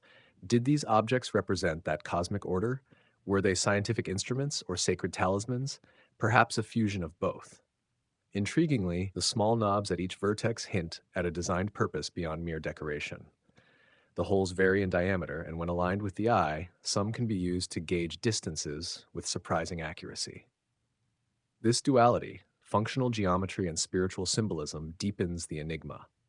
Fringe theories push the boundaries further. Some claim these were tools of energy resonance, devices crafted to manipulate frequencies of the body or environment, tapping into an ancient knowledge lost to modern science.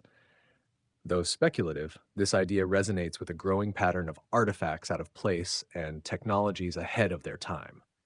Today, the Roman dodecahedron sits quietly behind museum glass, its placard simply stating, "Purpose unknown." Yet its silence speaks louder than words. It is a riddle encoded in bronze, a whisper from a forgotten chapter of human knowledge, a testament that not all secrets are written in scrolls, some are carved in geometry, and some endure only as mysteries. The Roman dodecahedron remains one of archaeology's most elegant puzzles, unexplained, unclassified, unforgettable. We were taught the story from birth that humans began in Africa, that we walked upright, that we evolved slowly, step by step, from ape to ancestor to modern man, a straight line, a rising arc. But what if that line was broken? What if scattered across the earth are bones that tell a different story? Skeletons that are too old or too new, too large or too small, too human or not human enough.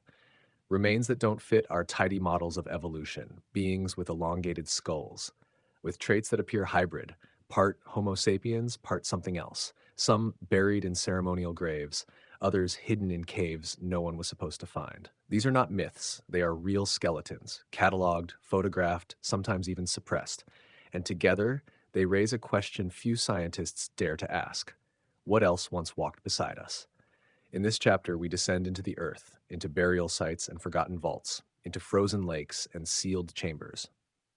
From the high Himalayas to the deserts of Peru, we uncover the remains of beings that should not exist. The Paracas skulls, elongated, massive, and genetically distinct. The Lapido child of Portugal, a hybrid skeleton with both Neanderthal and modern traits. The Red Deer Cave, people of China, so recent yet so archaic they defy all classification, the chilling tale of the horned skulls of Ser, human remains with bony protrusions that spark more questions than answers. These are the pieces of a puzzle no one wants to solve, because they threaten to rewrite the most fundamental truth of all, who we are. So steel your mind, open your eyes, and prepare to confront the bones of forgotten worlds. This is part 3, Skeletons and Beings That Defy Human Evolution. On the southern coast of Peru, where the Pacific winds scour the desert plains and the red sands shift like whispers from the past, lies a forgotten necropolis, Paracas, a dry, wind-blasted peninsula now known not for temples or pyramids, but for skulls. Skulls unlike any found elsewhere on Earth, elongated, enormous, and according to some researchers, not entirely human.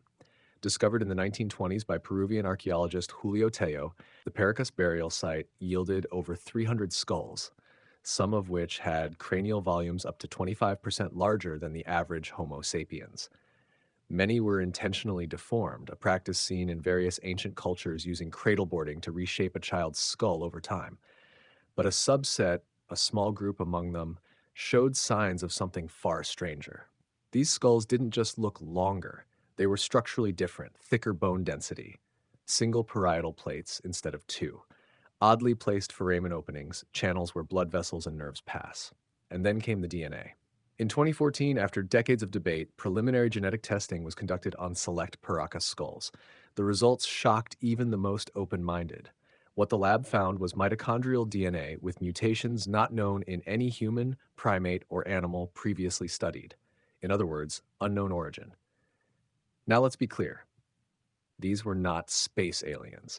They were biological beings born on this Earth. But their genetic signature did not match any known Native American lineage. Not Inca, not Andean, not even Siberian Mongoloid migrations that populated the Americas during the Ice Age. Instead, some sequences showed links to Eastern European and Middle Eastern haplogroups, thousands of miles away and thousands of years before such migration should have been possible.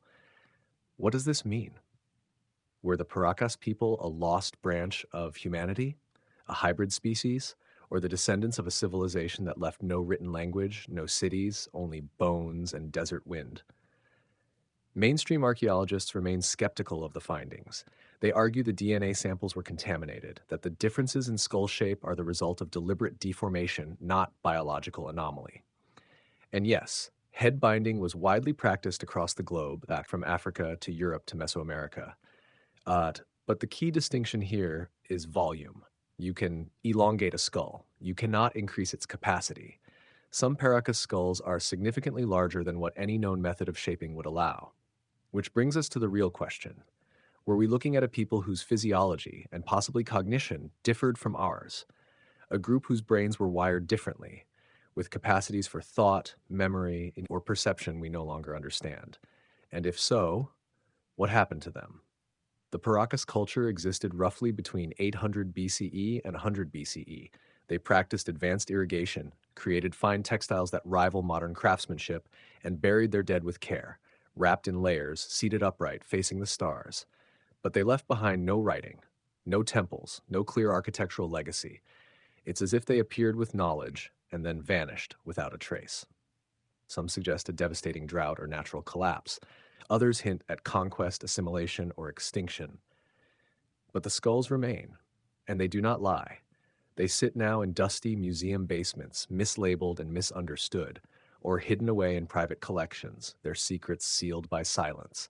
But for those who dare to look closer, for those willing to accept that not all humans were like us, the Paracas skulls offer a chilling glimpse into a forgotten chapter of human history, a chapter without words, without kings, without monuments, only bone, only the silent architecture of the skull itself. And perhaps, just perhaps, a whisper of a time when multi-humans walked this earth. Not Neanderthal, not Denisovan, but something else, something we have no name for, something that may have seen the world, not as we do, but through a longer, broader mind, staring at the stars through eyes we no longer have.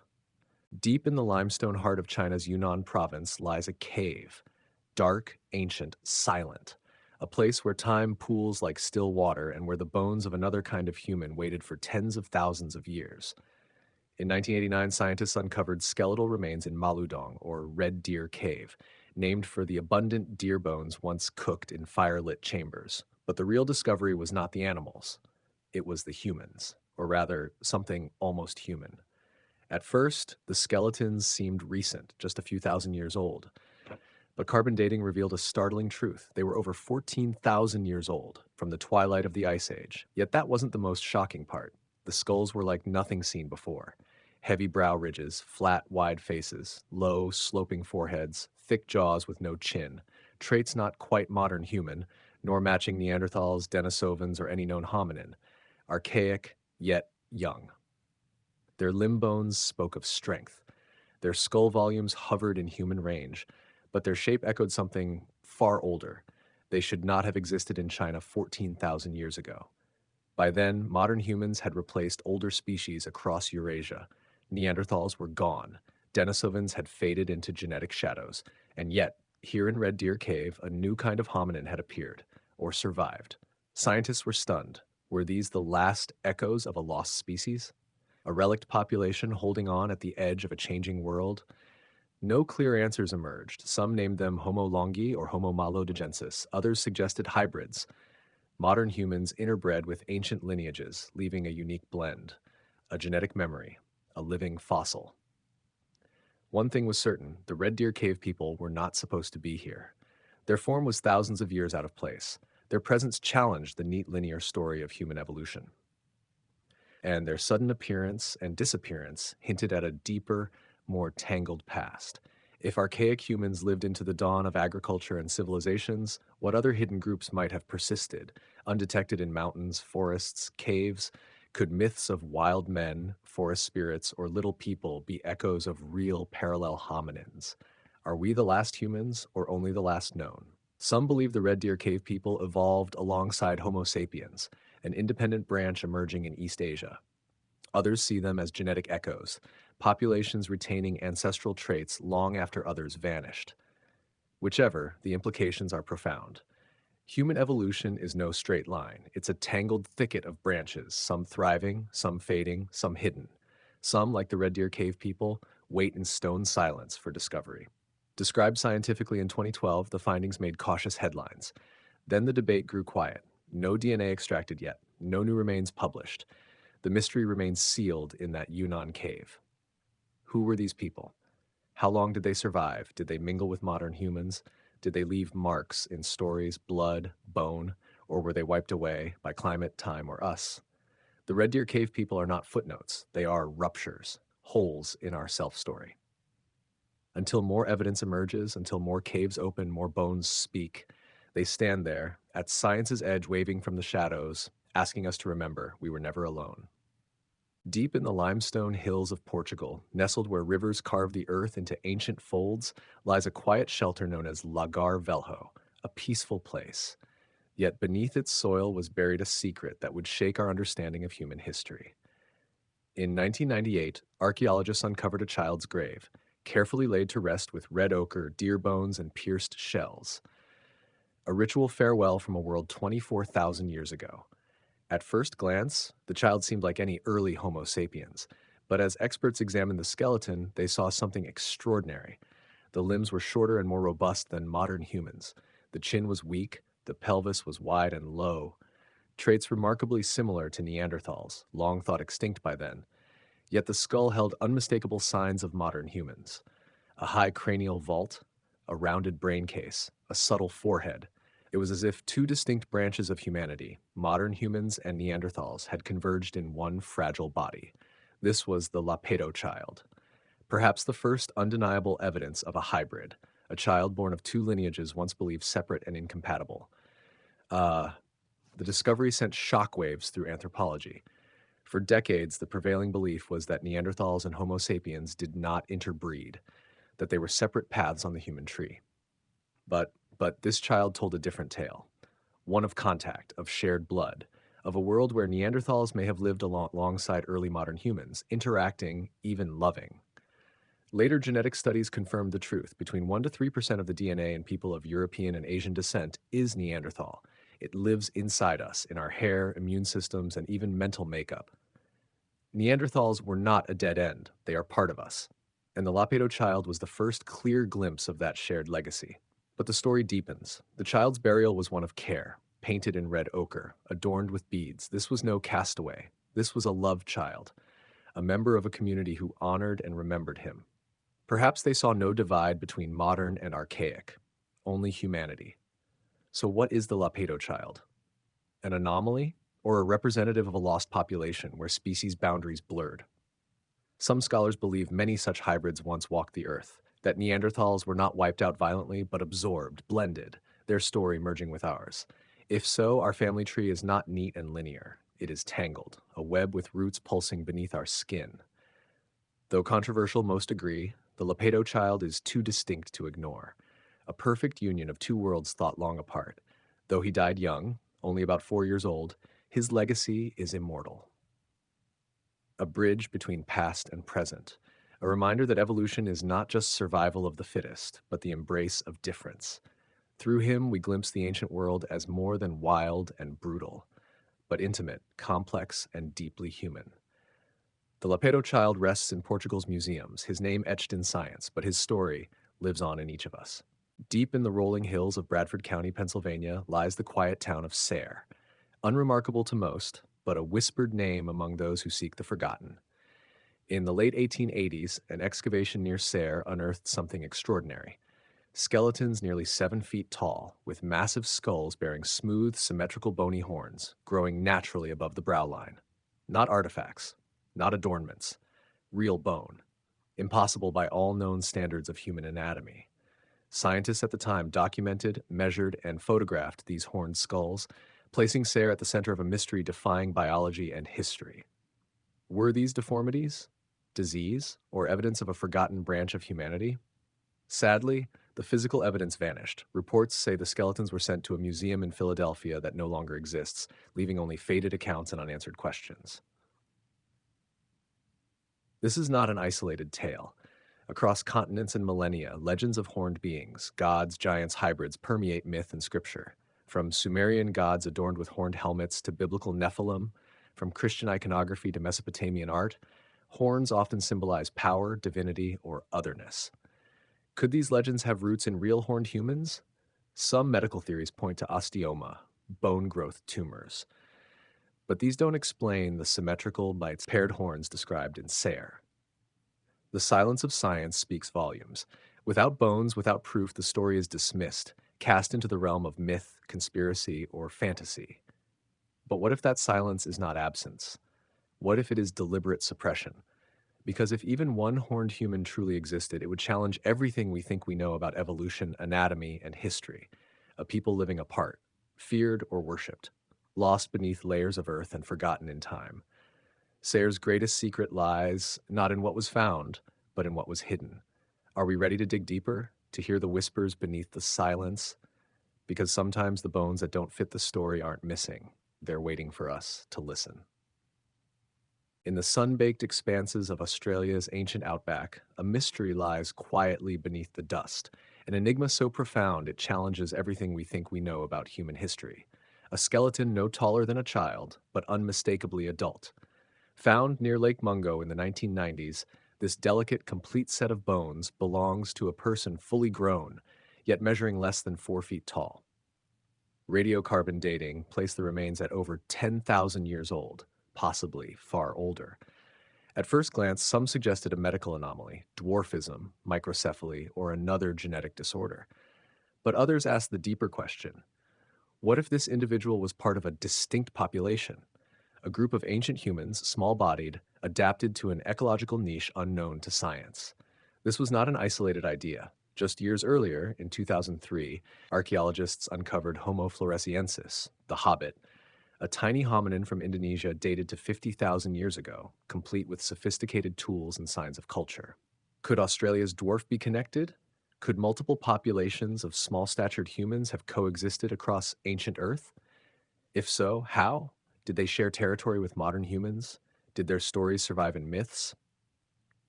Australia's Aboriginal peoples speak of small, elusive beings. The Junjudis, Brownjacks, Mimi, and Ningawi, tricksters and fire stealers, flesh and blood rather than spirits. Could these legends be echoes of real encounters passed down across millennia? The skeleton's features deepen the mystery. While its skull shows modern traits, its limbs, pelvis, spine, and feet hint at archaic, even primitive origins, built for agility, climbing, and survival in rugged terrain. The scientific community remains cautious. No definitive DNA analysis confirms the creature's species. Officially, the skeleton is often dismissed as pathological or anomalous.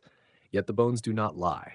They speak of a complex human story, not a single straight line, but a labyrinth of evolution, survival, and coexistence. A world where giants and dwarves walk side by side, where human diversity was richer and stranger than textbooks admit. The Lake Mungo dwarf remains unnamed, its story buried in footnotes and filed away in reports. But for those who listen, it is a key, a whisper from a hidden past, a challenge to our assumptions, and a reminder that human history is far wider and deeper than we have ever imagined. Beneath the red earth, the forgotten truth waits, ready to be uncovered, ready to reshape what it means to be human, whether we are ready to hear it or not. In the windswept desert basin of western Nevada, Lovelock Cave stands as a silent sentinel, its unassuming entrance hiding secrets that ripple through the very fabric of North American history. Beyond the whispering sagebrush and scorching sun, this cave cradles mysteries that challenge the accepted story of human settlement and evolution on this continent. Long before archaeologists turned their eyes to this hidden chamber, the Paiute people, the indigenous guardians of these lands, spoke in hushed tones of the Sitka, red-haired giants, fierce and cannibalistic, who once roamed these vast plains. According to their legends, these towering beings were finally cornered and trapped within Lovelock Cave, where fire sealed their doom and extinguished their line forever. When guano miners uncovered the cave in the early 1900s, they found more than just bat droppings. They unearthed artifacts of incredible antiquity, intricately woven baskets, primitive fishing tools, and duck decoys dating back over 2,000 years, the oldest known of their kind. But perhaps most startling were the human remains. Some reported to be of gargantuan stature, with skeletons said to exceed 8 feet in height, some adorned with striking red or auburn hair preserved by the dry cave air. Sensational headlines spread like wildfire. Museums scrambled to collect these bones, but over time, the tallest skeleton seemed to vanish from public record. The story faded into obscurity, replaced by cautious official reports that downplayed the size of the remains and attributed red hair to natural burial discoloration. Yet the Paiute legends resonate too strongly with these findings to be mere myth. Across indigenous North America, from the Adena mound builders in Ohio to the tribes of the Southeast and Great Plains, tales persist of giants who walked the earth with cruelty and strength beyond human limits. These stories may be distorted memories of a real population now lost to time. Inside Lovelock Cave, the evidence is tangible. Charred walls hint at flames that consumed more than just wood. Scorched human bones suggest a violent end, perhaps the last desperate stand of the Ka against their foes. Who these giants were remains unclear.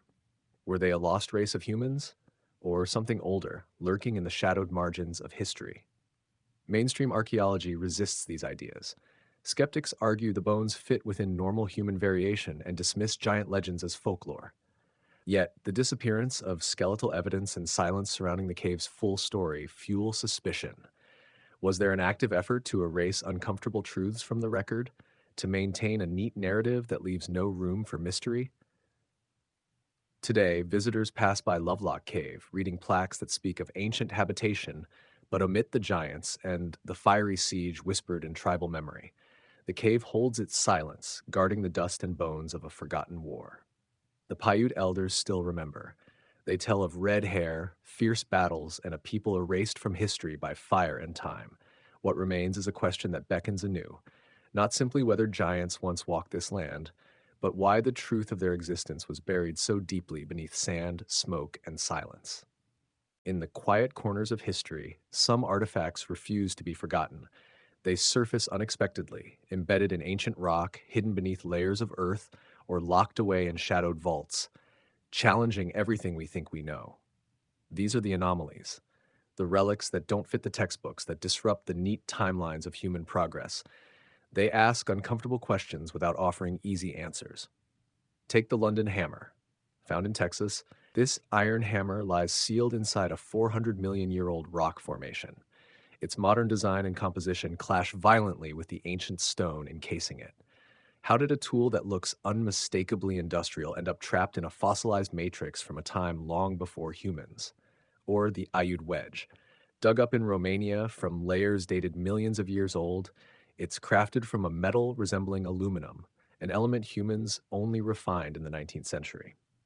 Its sharp edges and smooth finish suggest deliberate manufacture, not natural formation. Yet how could it predate our metalworking knowledge by so many millennia? Then there's the Fuente Magna Bowl. Discovered near Lake Titicaca in Bolivia, this bowl bears inscriptions eerily similar to ancient Sumerian cuneiform, the script of one of humanity's earliest known civilizations. But thousands of miles and entire oceans separate Bolivia from Mesopotamia. Is this evidence of lost transoceanic contact or a bewildering coincidence?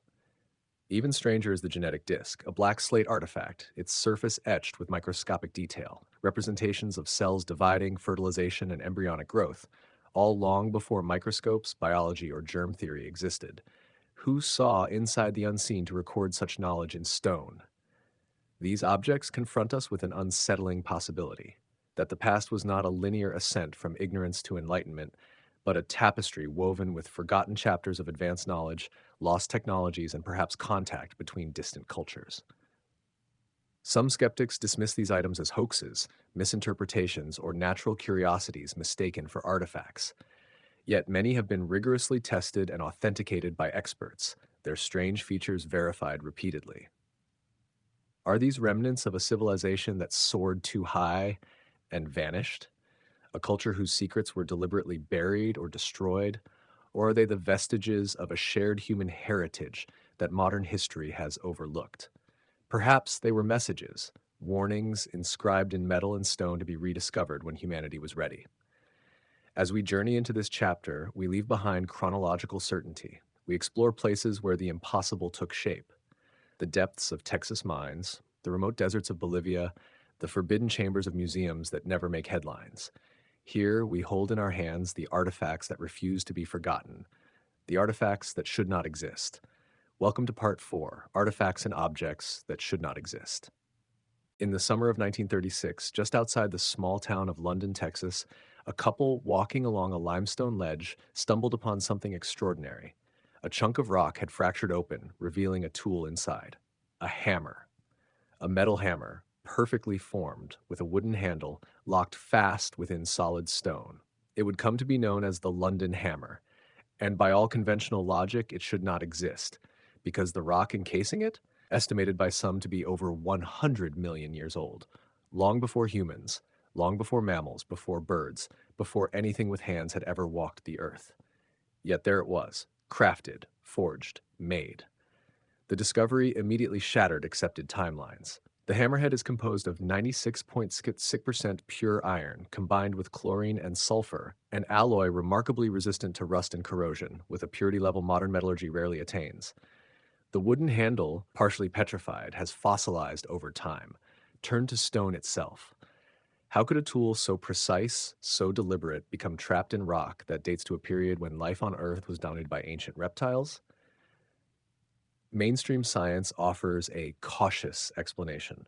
They suggest the surrounding rock may have formed much more recently, encasing a modern hammer through natural mineral concretion. In other words, the rock is ancient.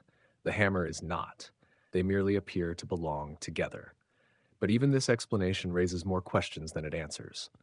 Because for a concretion to form so dense and hard, encasing iron and wood tightly without disturbance in a short span of a few hundred years is highly unusual. If the hammer is indeed a 19th century tool, then who buried it in solid rock? Why is the wood fossilized? Why is there no sign of disturbance around the tool? No tool marks, no scratches, no sediment displacement. The hammer remains an enigma.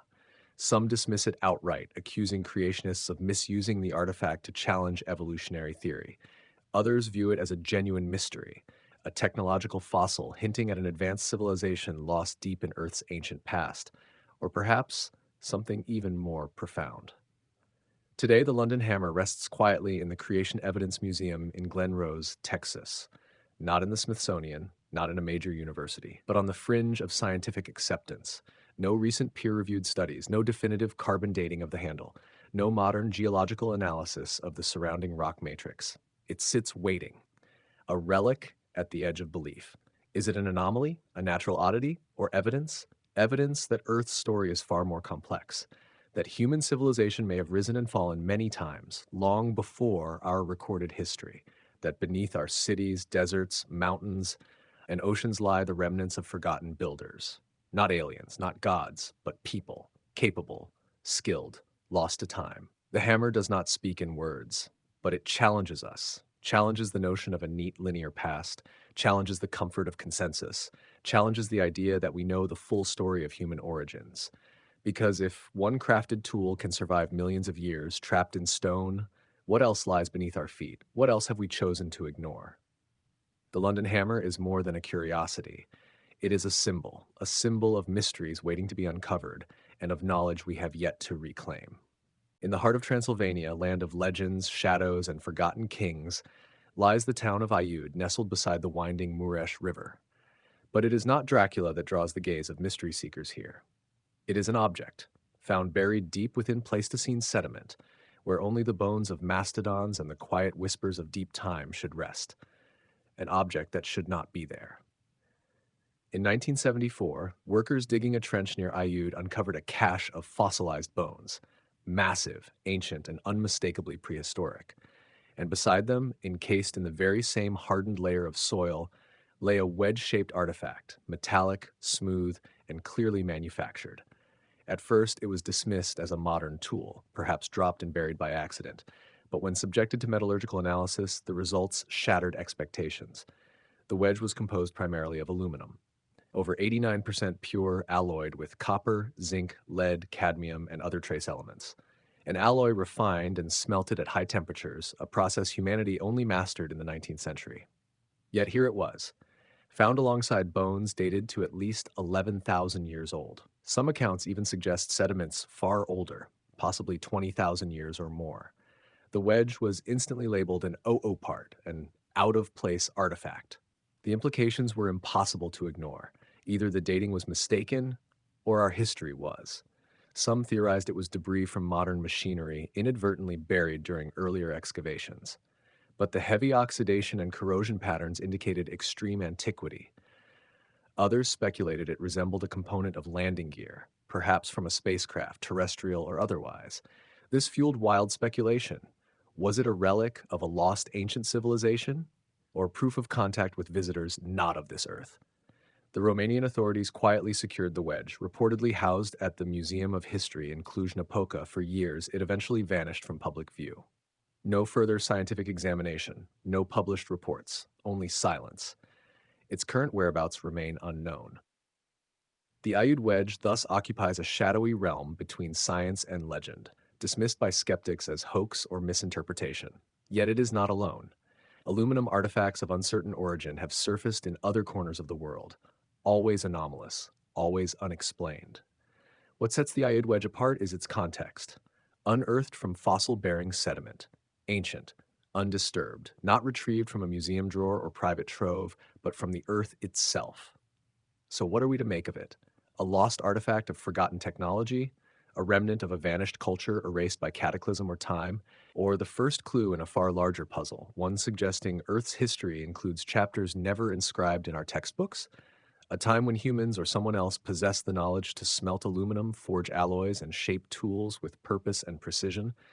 Mainstream archaeology offers no place for such a past. Its narrative is linear, tightly guarded, copper first, then bronze, then iron, a clear ladder of progress. But the Ayyud wedge leaps to the top, defying the conventional climb. And it leaves us wondering, who were the smiths of the deep past? What fires burned in their forges? And why do so many of their creations lie buried in places we were never meant to uncover?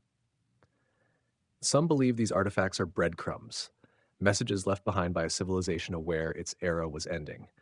Others see them as accidental survivors, remnants of a timeline reset by unknown forces. Whatever the truth, the Ayyud wedge speaks. Not in words, but paradox, a silent contradiction to all we think we know, a message cast in metal from a time no history book dares to remember. Until it is studied again, openly, transparently, it will remain not only a mystery, but a warning. Our past is far stranger than we imagine, and our future may depend on reclaiming lost knowledge, buried deep beneath the surface of time, in places like Ayyud. On the windswept plains of Bolivia, where the shimmering waters of Lake Titicaca reflect the vast sky and whispers of ancient civilizations linger in the air, a simple act of digging unveiled a profound enigma. A farmer digging near the village of Chua unearthed a ceramic bowl, weathered by time yet remarkably intact. This was no ordinary vessel. Known today as the Fuente Magna Bowl, it would soon ignite a mystery that has baffled historians and archaeologists alike. The bowl's exterior bore the unmistakable designs of the ancient Pucara culture, a people who thrived long before the Tiwanaku civilization rose in the Andean highlands. But it was what lay inside that defied explanation. Carved with meticulous precision, the inner surface was inscribed with symbols, strange and unfamiliar. Not Andean, not Incan, not native to the Americas, but unmistakably Sumerian. Cuneiform, the wedge-shaped script of ancient Mesopotamia, first developed over 5,000 years ago in the fertile lands of what is now Iraq.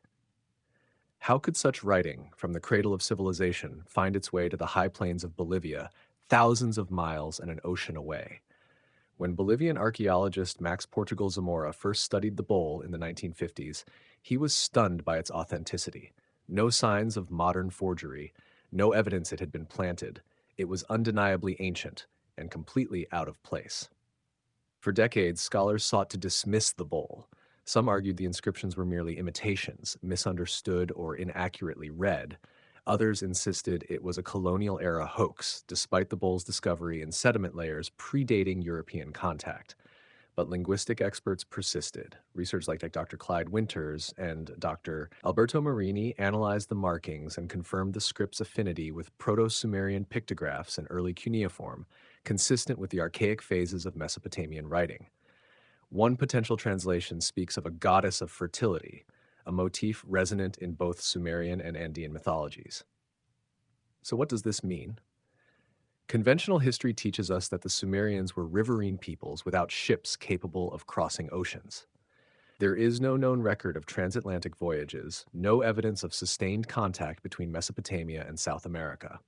Yet, here lies the Fuente Magna Bowl, a silent testament to something else, a forgotten journey, a lost migration, a bridge between worlds erased by time and tide.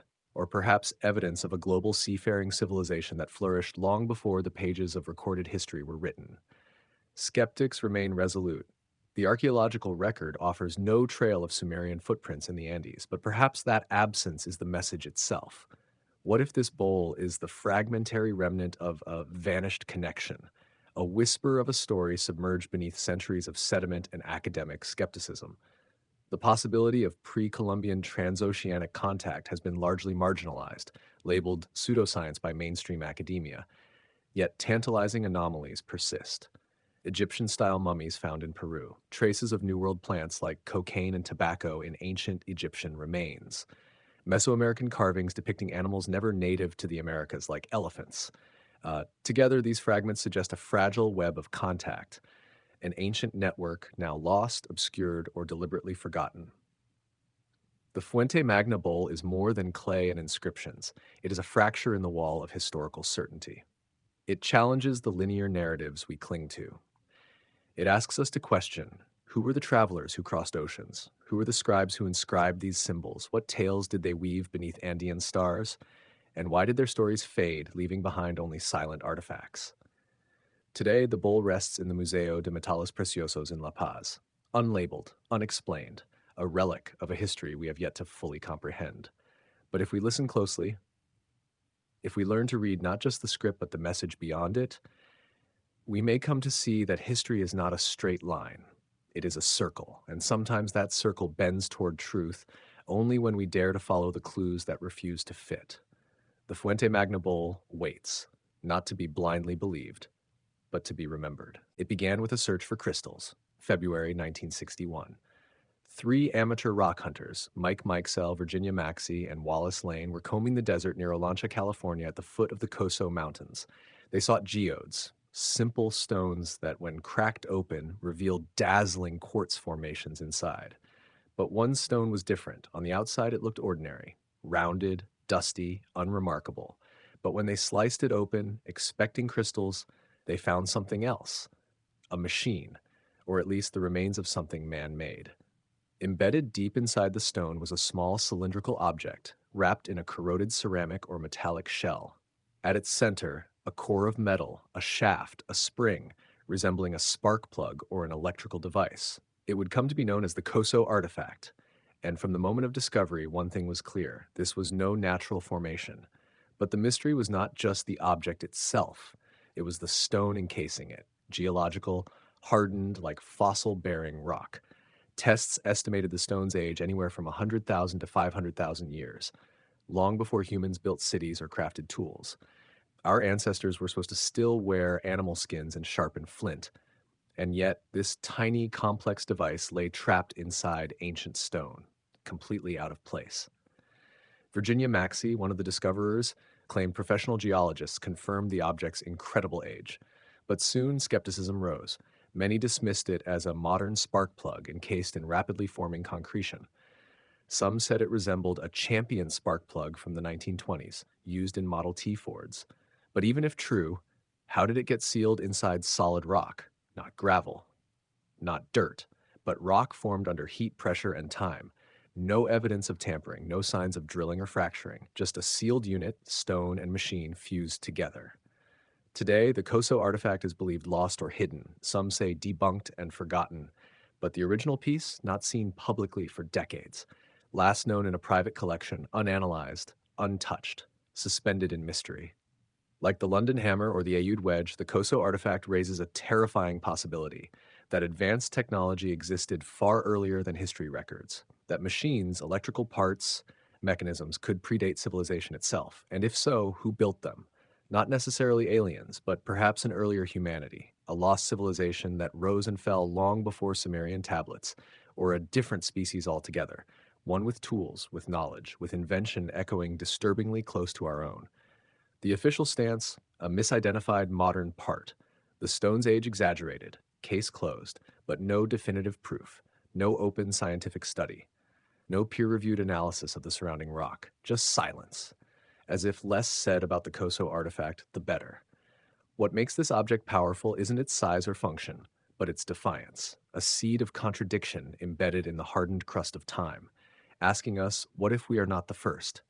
What if human civilization's story isn't a steady ascent, but a cycle, a wave, a spiral, with knowledge gained, then lost? The Koso artifact may never be fully explained, but it needn't be.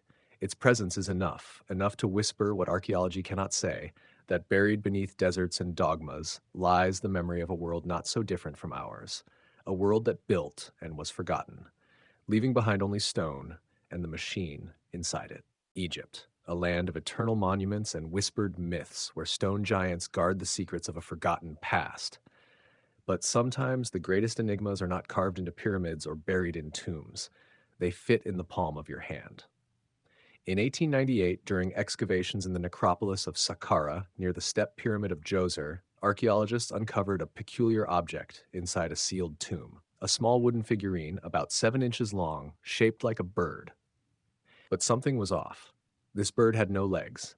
Its tail was vertical, not horizontal. Its wings were broad and curved, resembling the shape of a modern aircraft, and its body perfectly aerodynamic. At first, it was simply labeled wooden bird, unknown purpose. Placed in a drawer, then forgotten. Decades later, engineers and flight experts began to take notice. The proportions, the symmetry, the design. This wasn't a stylized falcon or hawk. It was something else, something that looked engineered. Aeronautics expert Khalil Masiha was among the first to propose the unthinkable, that the Saqqara bird might not be a bird at all, but a model of an ancient flying machine. He pointed out that the wings had dihedral angles, a design feature found in modern gliders for stability during flight. He built scale replicas and discovered something remarkable. With minor adjustments, the Saqqara bird could actually glide. It wasn't perfect, it lacked a tail rudder, but it flew. From there, the debate ignited. Was this object a simple toy, a ceremonial symbol, or a prototype, a wooden memory of a lost technology far ahead of its time? Mainstream Egyptologists remain skeptical. They highlight that no blueprints, no metal flight machines, no launch mechanisms have ever been found in ancient Egyptian ruins. They insist the bird is symbolic, a representation of the Ba, the spiritual aspect of the soul in avian form. But that explanation raises more questions. Why such precision in aerodynamics for a purely symbolic object? Why such mathematical symmetry? And why was it buried in a tomb, hidden away, not displayed with ceremonial pride? Some researchers argue the Egyptians may have had limited knowledge of flight passed down from an older forgotten source. Others believe the bird is a memory fragment, a representation of something once real, long before the age of dynasties. A craft, perhaps, that once flew over the Nile. And if that's true, who built it? No writings mention aircraft, no statues depict flying machines, but the Egyptians were masters of secrecy. In a civilization that encoded spiritual truths in geometry, alignments, and symbols, perhaps the bird is a whisper, not a proclamation, a clue left behind in code, a message to those with eyes to see. Looking beyond Egypt, this isn't the only anomaly. In Colombia, the Quimbaya artifacts include tiny gold objects shaped like delta-wing jets. In India, the Vimanas, flying chariots, are described in Sanskrit texts with astonishing detail. In Mesopotamia, gods descended from the skies in fiery wheels. Are these myths or memories, woven into culture, etched into wood, passed through ages, not by blueprint, but by symbol? If the Saqqara bird is a symbol, it is a dangerous one, because it challenges a linear view of history. It forces us to ask, did the ancients know more than we think? Did they, in some form, conquer the skies, only to fall and forget? Today, the Saqqara bird rests in the Cairo Museum, labeled simply wooden bird artifact. No mention of flight, no aerodynamics, no controversy, just silence. But it sits there as it has for over a century, waiting for someone to look again. Not as a relic, but as a possibility, a fragment of sky once lost, or the final echo of a civilization that once dreamed of wings and might just have flown. In the lush, tangled rainforests of southern Costa Rica, where the jungle hums with ancient life and forgotten ruins sink into the soil, lie objects so perfect they seem artificial. Not tools, not statues, not carvings of gods, just spheres, thousands of them, crafted from solid stone, often granite or gabbro, perfectly round, some barely the size of a baseball, others as wide as a man is tall, over 2 meters in diameter, weighing up to 15 tons.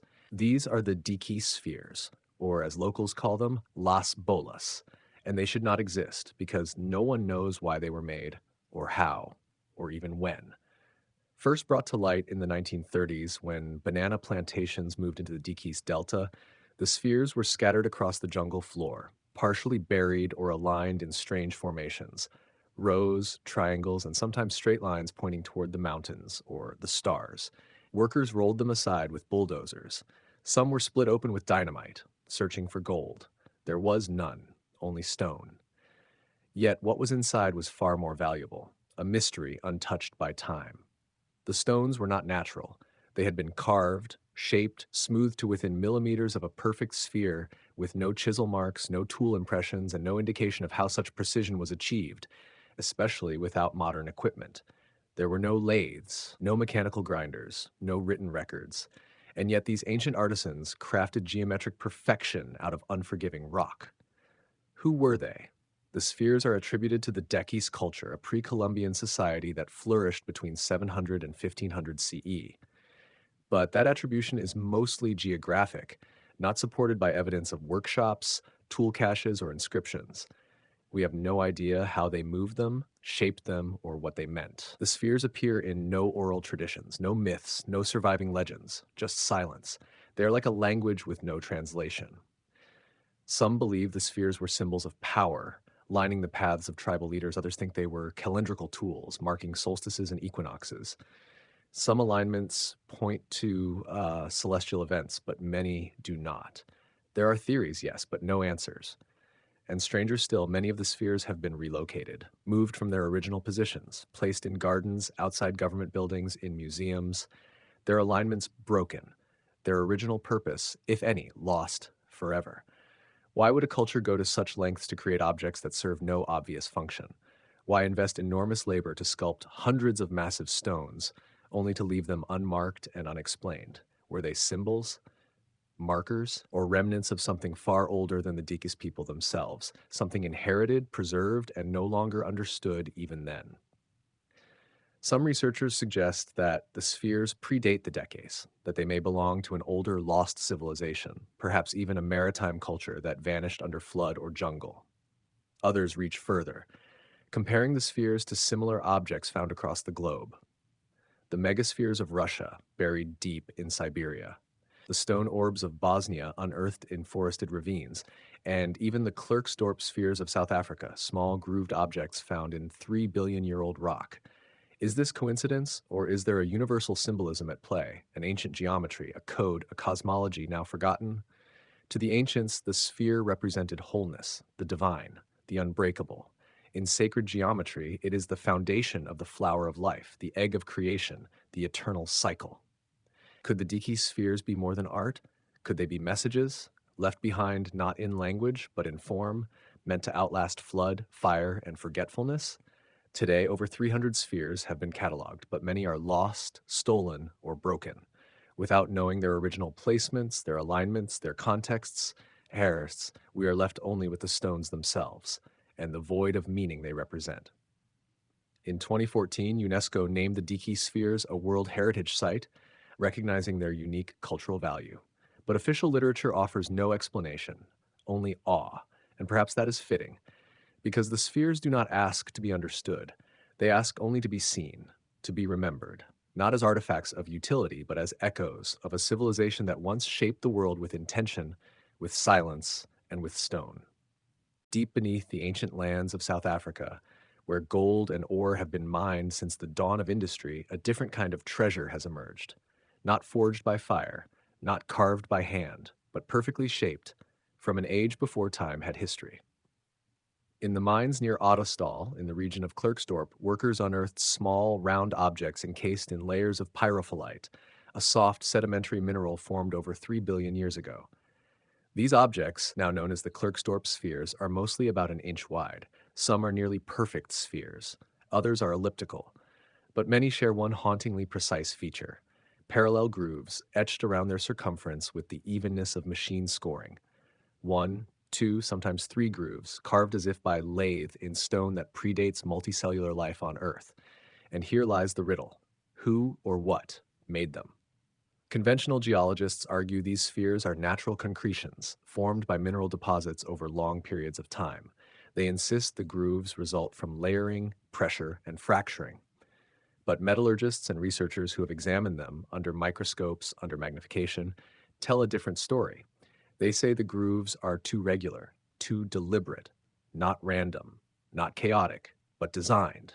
One of the spheres housed in the Museum of Klerksdorp has been displayed in a glass case for decades. Its surface is smooth, its shape is exact, and its grooves have no known natural analog. Anomalous, they call it, a polite word for impossible. The rock in which the spheres were found dates back to the Precambrian era, a time when Earth's surface was molten, when oxygen was scarce, and when no form of intelligent life, as we know it, was thought to exist. So, what are we to make of an object with symmetrical engineering sealed within ancient strata, before dinosaurs, before trees, before anything? Some suggest these are not man made at all, because they cannot be. Instead, they propose that the spheres are remnants of non human intelligence, not extraterrestrial necessarily, but pre-terrestrial. Others argue that they are artifacts from a civilization so ancient, so forgotten, that its rise and fall occurred not thousands, but millions of years ago, leaving behind only these indestructible clues. In this vision of the past, humanity is not the first, not even the second, but one in a long, broken lineage of thinking beings who rose from the dust, reached beyond the stars, and fell, leaving behind nothing but stone. Critics call this fantasy, pseudo-archaeology. They warn against drawing conclusions from anomalies, but anomalies taken together begin to form a pattern. The Klerksdorp spheres are not the only mystery of their kind. Similar grooved spheres have been found in other ancient mines across the globe. Some say they are tuning devices. Others believe they were used for balancing energy, harmonic stabilizers designed not for machines, but for the Earth itself. Too speculative? Perhaps. But consider this. Nature, even in its chaos, does not produce intentional symmetry without purpose, not in 3 billion-year-old sediment, not in stone that has never seen the surface. What if these spheres were not made for us, but left by something before us? A breadcrumb, a message, a riddle cast in ironstone waiting to be recognized. If true, the implications are staggering. That Earth's history is not a straight road, but a buried spiral, layered with rises and falls we will never fully grasp. That deep time is not empty, but crowded with ghosts of the unrecorded. Civilizations that shape the stone made not for survival, but for memory. The Klerksdorp spheres don't speak, but their silence is not meaningless. It is intentional, a cipher, one that challenges our confidence in what we know. Today, the spheres remain in glass cases on quiet display, labeled without context. But in the darkness of the mines where they were born, perhaps there are more, still waiting, still hidden, still whispering to the stone around them. We were here, long before you, long before memory, long before history began, long before microscopes, before the double helix, before Watson, Crick, or Darwin. There may have been someone, somewhere, who understood life on a level we've only recently begun to grasp. Not with computers, not with laboratories, but with stone. In the 1990s, a Colombian artifact collector named Dr. Jaime Gutierrez unveiled an object so strange, so out of time, that even today, few scientists dare to acknowledge it. A disc, roughly 22 centimeters wide, carved from an incredibly hard volcanic stone called lydite, a material that's nearly impossible to shape with primitive tools. And yet, the surface of this disc is etched with images, not symbols, not deities, but biological forms, stunningly accurate illustrations of human sperm, ova, fertilization, cell division, even depictions of a developing human fetus, from zygote to embryo. On the other side of the disc, clear carvings of anatomical features, including what appear to be fallopian tubes, spinal columns, and even chromosomal structures, all created with clean, smooth precision, with no known tools by an unknown artist at an unknown time. It would become known as the genetic disc. And to this day, it stands as one of the most inexplicable objects in archaeological history. The images carved into the disc are not primitive. They are technical. Some even say they are scientific diagrams, comparable in form and detail to illustrations found in modern textbooks. But here's the problem. This disc is not modern. There is no record of advanced carving methods in pre-Columbian South America, no history of biological knowledge at the cellular level. The ancients had no lenses, no electron microscopes, no means of observing life at this scale. And yet, here it is, a fossil of knowledge cast in stone. The implications are staggering. Was this object created by a civilization with microscopic vision? If so, who were they? And what happened to them? Skeptics have rushed to label the genetic disk as a forgery. But the stone itself, lyddite, is notoriously difficult to sculpt. It splinters, cracks. Only diamond tools or high-tech instruments can cut it cleanly. Yet the disk's surface is polished, uniform, and unburned. And Gutierrez, for his part, never claimed to have created the object. He maintains it was given to him by locals who said it came from an ancient site in Sutatausa, Colombia, long covered by forest and forgotten. Attempts to replicate the disk have failed. No forger has come forward. No copies have ever surfaced. So what are we left with? An object that should not exist. A message encoded in prehistory. Some researchers believe it's not an isolated case. They point to similar artifacts, clay tablets from Mesopotamia depicting embryonic forms, Indian Vedic texts that describe the stages of fetal development with uncanny detail, Egyptian carvings showing the seed of life symbol long before modern biology. Is it possible that ancient civilizations had access to forgotten knowledge, whether passed down from a prior age or granted by a force beyond our current understanding? Was there a lost scientific legacy erased by cataclysm, preserved only in scattered relics like this? Or could the genetic disk represent something even deeper? Not observational science, but intuitive wisdom. A way of seeing life from within rather than through glass? The ancients saw the human body as sacred geometry. The spine was a staff of light, the womb a cosmic gateway. Perhaps the genetic disk is a bridge, a rare place where science and mysticism briefly overlapped. A portal carved in stone, a reminder that the division between myth and fact may be thinner than we think. Today, the genetic disk remains largely unknown. It is not on display in major museums, it is not the subject of textbooks, it is rarely even spoken of in archaeological circles. And perhaps that silence is not accidental, because to accept this disk as genuine would mean rewriting the origins of biology, rethinking the trajectory of civilization, and admitting that somewhere in the shadows of deep time, someone or something understood the mechanisms of life long before we rediscovered them. The genetic disk does not offer answers, it offers questions, and it does so with the quiet confidence of a truth too big to erase. It sits, still and silent, holding the secrets of the womb, the cell, the seed, etched not in ink, not in code, but in stone. And in that stone, a forgotten voice may be whispering still, "You are not the first to understand, only the first to forget." High in the mist-shrouded mountains of Bayan Har, along the border of Tibet and China, lies a landscape untouched by time. Jagged cliffs, glacial winds, and ancient caves carved into stone, caves that hold secrets. In 1938, a Chinese archaeological team led by Chipu Te entered one of these hidden caverns in the Bayan Karaula range. What they found inside was beyond anything they had ever seen.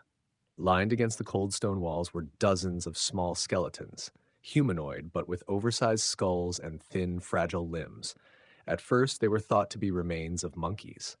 But monkeys aren't buried in organized rows, and they don't have skulls shaped like light bulbs. Scattered among the remains, embedded in the cave floor, were circular stone discs, each about 1 foot in diameter, with a hole in the center, like ancient vinyl records. Etched into the surface of each disc was a spiral groove, not random, but a continuous spiraling line of tiny carved characters, so small they required magnification to even read. These would become known as the Dropa stones. Their story would shake the foundation of human history. For decades, the discs were stored in the archives of Beijing University, ignored by mainstream archaeology. Until in the 1960s, a man named Dr. Sumum Nui reportedly deciphered the first of the inscriptions. His translation was unprecedented.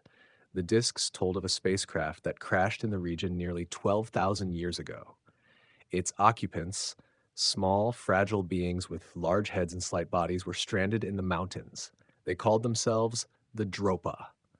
Rejected by local tribes, they took refuge in the caves and slowly perished. If true, these stones were not just historical, they were extraterrestrial testimonies. But just as quickly as the story emerged, it vanished. Dr. Tsumum Nui allegedly disappeared. The discs were quietly removed from public view. The caves became off limits. Official Chinese authorities denied the existence of both the script and the Dropa people. Skeptics claimed the entire affair was a fabrication. No Dropa, no discs, no crash. Then, in the 1970s, a photograph emerged. Taken by Austrian engineer Ernst Wegerer at the Banpo Museum in Xi'an, it shows two stone discs strikingly similar to the Dropa descriptions, complete with central holes and circular grooves. Then they too disappeared. No explanation. No record. Just gone. Why invent a story so specific, then erase it? If the Dropa stones are a hoax, why are there multiple accounts, spanning decades and continents, referencing the same symbols, the same artifacts, the same strange people of the mountains? Independent researchers claim to have seen surviving discs still held in secret collections or private institutions. Some say tests on the stones revealed high levels of cobalt and resonant properties, suggesting they were designed not just for storytelling, but for frequency transmission. Were the Dropa stones records? Devices? Part of a navigation system? A warning? The spiral inscriptions call to mind more than one mystery. The Nazca lines, meant to be seen from the air, the golden discs of Sumeria, the Antikythera Mechanism, a mechanical computer lost in the sea, and even the genetic disc. A pattern emerges, a language of discs, of circles, of rotating knowledge, meant not for eyes, but for consciousness. Could the Dropa have been real? Could their story be more than myth? If even part of it is true, it means human history was shaped not alone, that visitors came before our earliest cities, and that contact, brief, tragic, and buried, left behind only stone whispers. Today, few traces of the Dropa stones remain. They are excluded from museums, labeled as folklore. But sometimes what vanishes is more telling than what remains.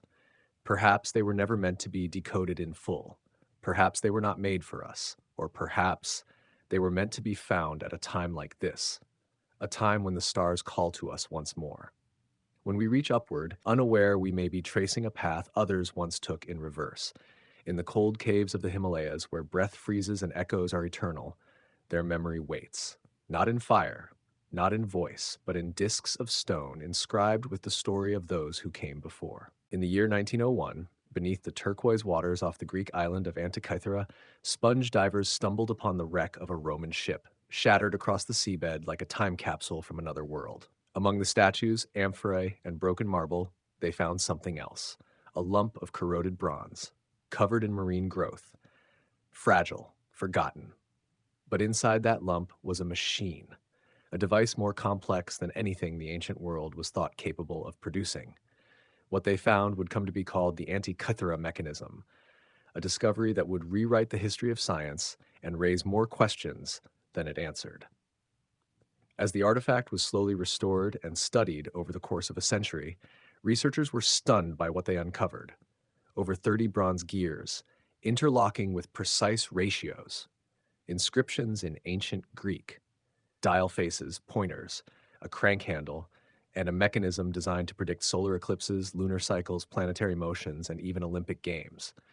In short, this was a mechanical computer, built not in the Renaissance, not by Da Vinci, but sometime between 100 and 200 BCE, 1,000 years before the earliest known clockworks in Europe.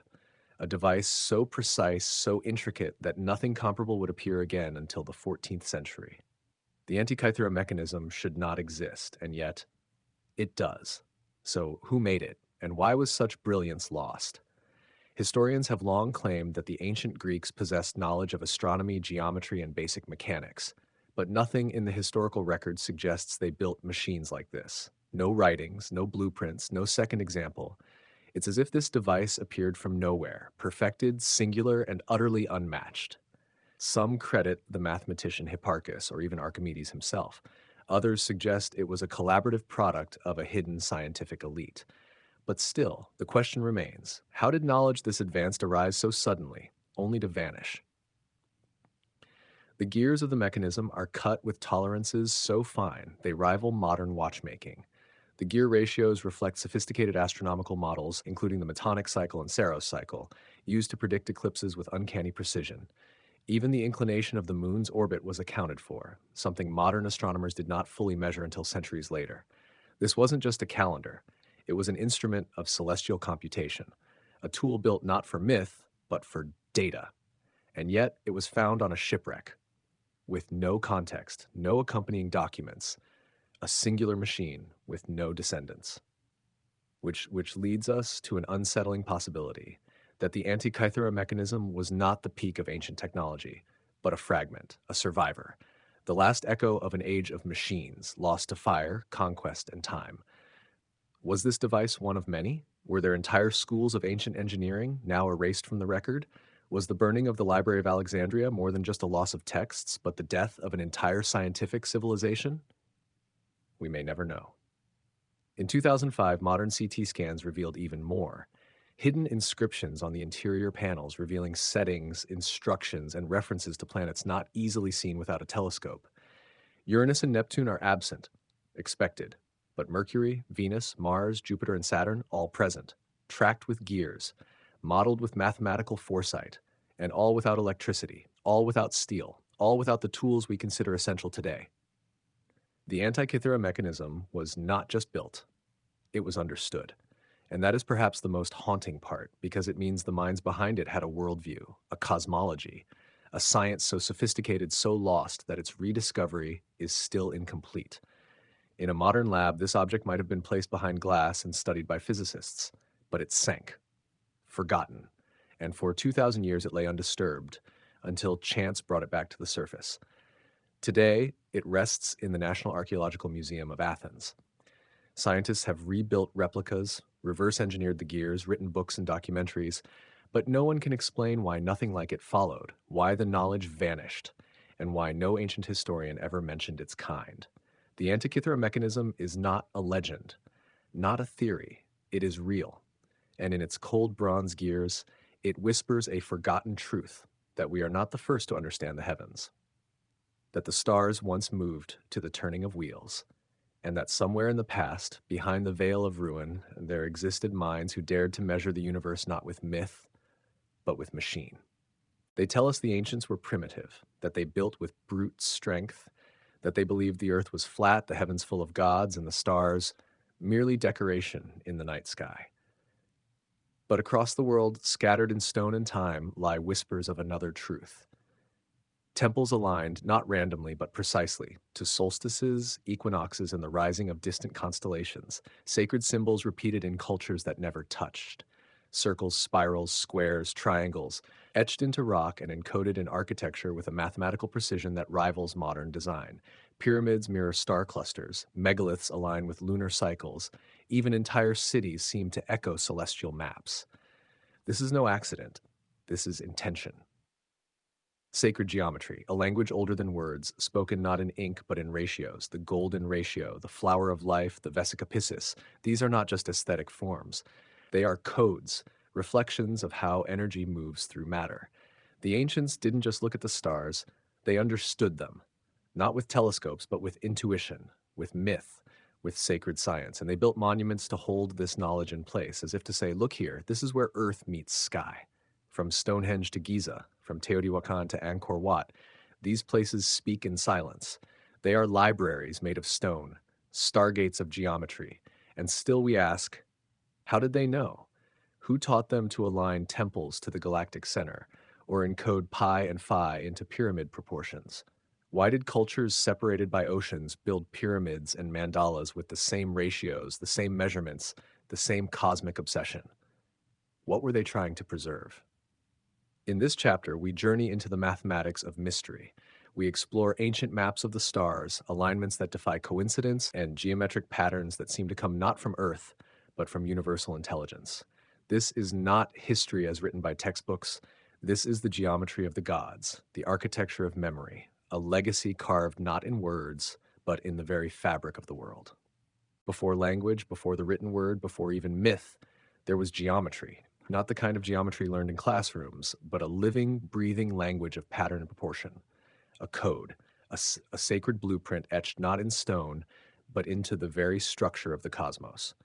And at the center of this code lies a single elegant form, the flower of life. Found carved into the granite walls of the Osirian temple at Abydos, Egypt, deep beneath the sand and secrecy of time, this symbol was not etched recently. It was burned into the stone, likely with a form of heat or precision we still don't fully understand. And it's not just in Egypt. The flower appears across cultures, across continents, in Chinese temples, Israeli synagogues, Indian stupas, and Italian cathedrals. No single civilization can claim it, because it predates them all. The flower of life is composed of overlapping circles, 19 full, surrounded by 2 concentric rings. But its beauty lies not just in form, but in what it contains. Hidden within its petals are the seed of life, the egg of life, the tree of life, the vesica piscis, and the golden ratio. From this single shape, all others emerge: squares, triangles, hexagons, spirals. It is the root of sacred geometry, and some believe the mathematical fingerprint of creation itself. The ancients knew. Somehow they understood that the universe was not chaos, but pattern, that energy moves in structure, and that structure speaks in number. Plato taught that geometric forms were the building blocks of reality. Pythagoras said all is number. And yet the flower of life goes beyond philosophy. It is structure in motion. In modern physics, we now find the same ratios in molecular bonds, galactic spirals, and even the vibrations of sound. Cymatics, the study of sound creating form, reveals that when pure frequencies vibrate across a plate covered in sand, the particles arrange themselves into flower of life-like shapes. Sound creates shape, vibration creates geometry, and geometry gives rise to matter. What the ancients carved in temple walls, we now find in quantum resonance. This is more than coincidence. This is the deep structure of reality, encoded into visual form. But how did they know? How did civilizations thousands of years ago, without microscopes, telescopes, or supercomputers, know what lies at the heart of existence? Some say the knowledge came from observation of nature itself, of flowers, seashells, snowflakes, beehives. Others believe it was inherited from an earlier, forgotten age, when geometry and spirituality were one. A time when science was not separate from the sacred, but a mirror of it. The flower of life may have been more than an art form. It may have been a map, a cosmological template showing how life emerges from nothingness, how energy becomes matter, how the one becomes the many. In the center of the symbol lies the vesica piscis, a shape formed when 2 circles overlap. This almond-shaped womb of light was revered in many ancient cultures as the portal of creation, the union of opposites. From that comes the seed of life. 7 overlapping circles forming a flower-like shape found in Christian, Islamic, and Hindu art alike. And from that seed blooms everything, not just spiritually, but structurally. DNA spirals with the same proportions. The human body reflects these patterns in the ratios between joints, organs, and limbs. Even music follows geometric intervals. It's as if the universe is not only created with number, but sings in it. And the flower of life is the notation. Some believe this symbol was once the key to ancient technology, a way to unlock free energy, anti-gravity, or consciousness itself. Others believe it served as spiritual armor, a protective code that kept knowledge intact through cataclysms, floods, and forgetfulness. Wherever we find the flower, we find something hidden, a message carved not in language, but in truth. And perhaps that's why it has endured, not because it's beautiful, but because it's real. A real geometry, a real language, a real mystery, one that we are only now beginning to remember. And so the question remains, was the flower of life given to us, or did we discover it? Like a memory surfacing from within the human soul, either way, it connects us to each other, to the stars, and to something ancient, something sacred, something that still speaks in circles, in symmetry, in silence. Across the shifting sands of Giza, 3 stone giants pierce the desert sky, the pyramids of Egypt. They have stood for over 4,500 years, silent, stoic, and unyielding, yet still they refuse to reveal all their secrets. We are told they are tombs, that they were built for pharaohs, that they are monuments to death. But what if they are something more? What if they are monuments to the stars? For centuries, scholars and seekers alike have noticed something strange. The 3 pyramids at Giza, Khufu, Khafre, and Menkaure, are not perfectly aligned. The smallest one is offset, shifted slightly south. A flaw in design, or something intentional? In 1994, engineer and researcher Robert Bauval made a groundbreaking observation. The layout of the 3 pyramids mirrors the 3 stars of Orion's belt. Not just vaguely, but with astonishing precision. The stars Alnitak, Alnilam, and Mintaka form a celestial lines, with the 3rd star offset, just like the pyramids. And the alignment doesn't stop there. The angle of the pyramids to the Nile River matches the angle of Orion's belt to the Milky Way, earth and sky, stone and star, a mirror cast in sand. But why Orion? In ancient Egyptian cosmology, Orion was identified with Osiris, the god of the dead, the bringer of resurrection, the king of the stars, and Sirius, the brightest star in the night sky, was linked to Isis, the goddess of life. Together, they represented the cycle of life, death, and rebirth. In this light, the pyramids were not merely graves, they were gateways, portals for the pharaoh's soul to ascend, to follow the stars and join the divine.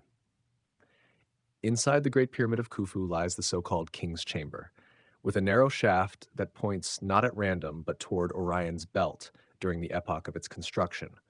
Another shaft aligned with Sirius. These were not ventilation channels. They were star maps in stone, celestial sight lines for the soul's journey through the afterlife. But here is the true mystery. The pyramids are not just aligned to the stars as they appear today. They align to Orion's belt as it appeared around 10,500 BCE, a time the ancient Egyptians supposedly had no written records, no great civilization, no architectural knowledge. So how did they know? How could they track stellar positions over thousands of years with such precision? To achieve this, they would have needed a deep understanding of precession, the slow wobble of Earth's axis, which causes the stars to shift position over millennia. This cycle takes approximately 26,000 years to complete. Yet no conventional Egyptian text discusses it, and no other known ancient culture was thought to possess such astronomical foresight, unless they inherited the knowledge from someone before. Some believe the builders of the pyramids did not originate the design, but preserved it, that they were following a blueprint handed down from a forgotten epoch, a lost civilization whose memory survives only in myth. Atlantis, Zep-Tepi, the first time. If true, the pyramids are not just tombs, they are time capsules, messages cast in limestone, silent but encoded, a reminder that the ancients were not primitive, but cosmic engineers. This idea is not unique to Egypt. In Mexico, the pyramids of Teotihuacan show similar alignments, again, echoing Orion. In Cambodia, the temples of Angkor Wat mirror the constellation of Draco, the celestial serpent. Again and again, across cultures and centuries, we see a sacred obsession with the sky. The ancients weren't just building for gods, they were building with the stars. Why? Perhaps they believed the heavens governed life, that our fates were written above. Or perhaps they understood something more profound, that to align with the stars was to align with the cosmic order itself. The pyramids of Giza are more than wonders of architecture. They are monuments of celestial precision, a fusion of science, spirituality, and mystery. In their angles lie mathematics, in their proportions, pi and phi, in their placements, the stars. They whisper of a time when humanity lived in rhythm with the heavens, when temples were telescopes and kings became stars. Today, we marvel at their construction, but maybe the real marvel is not how they were built, but why. Perhaps they were never meant to be understood with bricks and mortar, but with awe. And in that awe, a truth endures. We are not alone in the cosmos. We are part of it. Reflected in stone, written in stars. In the barren deserts of southern Peru, where wind carves silence into dust, something waits, etched into the land itself. Vast lines stretch across the earth in perfect precision. Some run straight for miles. Others twist into spirals, animals, geometric shapes, even what appear to be humanoid forms with outstretched arms and large oval heads. From the ground, they seem like random furrows in the dirt, but from above, they become art and mystery. These are the Nazca lines, some of the most enigmatic geoglyphs on Earth. Created between 500 BCE and 500 CE, the Nazca civilization removed dark stones from the desert floor, revealing lighter sand beneath. No machinery, no aerial view, just human hands. And yet the scale is staggering. A monkey over 90 meters long, a hummingbird with wings wider than a football field, a spider with an anatomically correct feature known only to modern science, visible only under magnification. How? Why? And perhaps most importantly, who were they meant for? Because the Nazca lines aren't meant to be seen from the ground. Their full beauty and coherence only emerge from the sky. But the Nazca had no known aircraft, no way to elevate themselves above the desert. So why would they create images only visible from the heavens?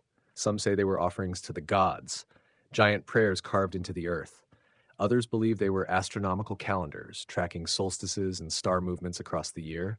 Still others suggest they were ritual pathways meant to be walked in ceremony, like massive cosmic mandalas. All are possibilities, but none fully explain the complexity. The lines stretch across hundreds of square kilometers. They intersect, yet never collide. They are impossibly straight, without advanced tools or aerial guidance, and many align with celestial bodies. Some point directly to the winter solstice, others align with star clusters like Orion and the Pleiades, echoing obsessions found in Egypt, Cambodia, and Mesoamerica. It's as if the Earth itself was turned into a celestial map, visible only to those watching from above. And that leads us to a more controversial question. Were the Nazca Lines messages for the sky, or for something that once came from the sky? Ancient astronaut theorists point to the scale, the precision, the aviation-like shapes. They note that one long, flat strip of land among the Nazca terrain resembles a runway, complete with start and stop zones. Other glyphs seem curiously modern. A stylized humanoid with goggles and antennae, often nicknamed the astronaut. Coincidence? Or encoded memory? If visitors from above did come, and that's still a big if, then perhaps the Nazca were communicating, offering symbols, or even creating landing beacons. Of course, mainstream archaeology disagrees. They argue the lines are spiritual in nature, constructed by local people using ropes and stakes, guided by ritual knowledge. And that may be true. But the mystery lies not just in how the lines were made, but in the consciousness behind them. Because these aren't just images, they're proportional, mathematically consistent. Designed with intention, not improvisation. This implies a higher knowledge, not just of geometry and astronomy, but of scale and perspective. The Nazca Lines invite us to look at ancient minds not as primitive, but as visionary. They challenge our assumptions that if you have no machines, you must not have intelligence, that if you live in a desert, your science must be dry. But what if the real science was spiritual geometry, a language written not in equations, but in sacred form? The Nazca may have seen the Earth not as a surface, but as a canvas for the stars. Their lines were not roads, but resonance paths where form meets frequency. In this light, the Nazca Lines are not primitive expressions. They are cosmic choreography, visual prayers, a ritual dialogue between Earth and sky. Today, many of the glyphs are only visible from satellites and aircraft. They remain undisturbed thanks to the dry climate and the reverence of the local Quechua people. But their message has never been more relevant.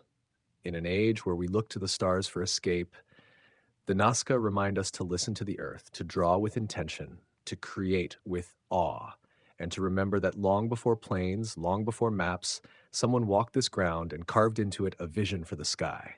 Not for us, but perhaps for those who watched from above. Deep in the high plains of western Bolivia, where the Andes kiss the sky and the wind whispers through centuries of silence, lies one of the most massive yet least known wonders of the ancient world. No stones, no temples, no towering statues, just lines.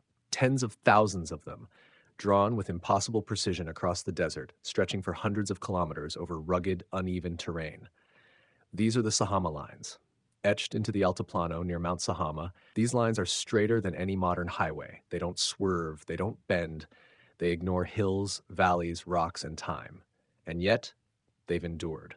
Some are up to 20 kilometers long. When viewed from above, they form an intricate network, a geometric web, as if the landscape itself were wrapped in sacred thread.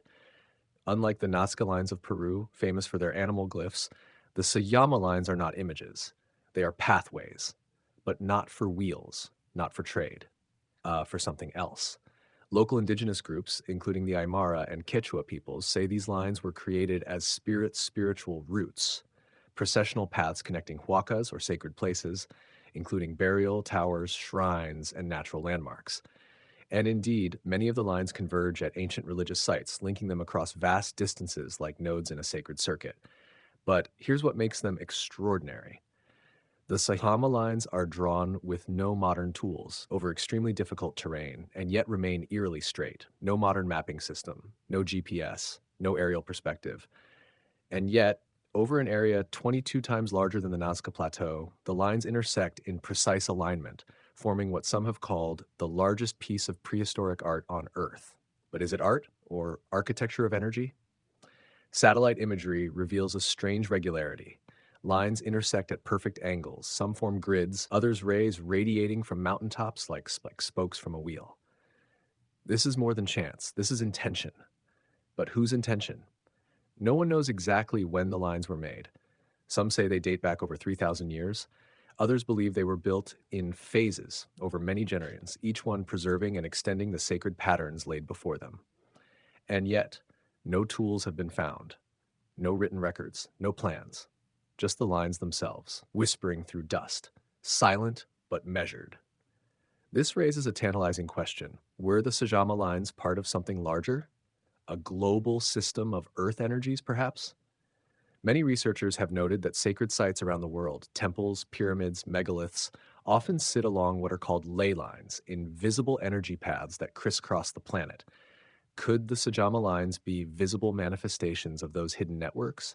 Were they created not just to walk upon, but to activate, to harness, channel, or honor the subtle energies of the earth? There's another possibility. What if these weren't just ground alignments, but sky alignments? Just like Stonehenge, Teotihuacan, or Giza, the Sahama lines may mirror the heavens, connecting star positions to terrestrial markers. Some lines appear to align with solstices, others with the rising and setting of specific stars. Perhaps the entire network was a map, a sacred calendar that turned the Bolivian desert into a celestial observatory. If so, who were the astronomers? Who had the vision, not just to look at the stars, but to connect them to the land with this kind of geometric fidelity? The indigenous peoples still living in the region remember. In their oral traditions, the lines are called cheques, sacred pathways walked during pilgrimage. But they also speak of sky beings, spirits or ancestors who watched from above. And some lines seem drawn not for human feet, but for something watching from the sky, something that needed the earth to speak in geometry. Today, few people outside of South America even know the Sahama lines exist. They're remote, unprotected, and fading. But perhaps that's part of their power. They weren't built to impress. They weren't carved for tourists. They were made as offerings, from land to sky, from people to planet, from body to spirit. A silent script, a walking prayer, and a reminder that in the ancient world, geometry was not just measurement, it was reverence. The Sajama lines may never give up their full truth, but they speak to something universal, a longing to connect, a drive to align, not just with each other, but with the cosmos itself. And as we map our own satellites above them, drawing digital lines through space, perhaps we are not so different, still searching for patterns, still drawing in dust, still walking ancient lines, hoping someone somewhere is watching from above. Deep in the heart of ancient Thebes, modern-day Luxor, rises a monument not to kings or conquest, but to the cosmos itself. Massive, mysterious, living geometry carved in stone.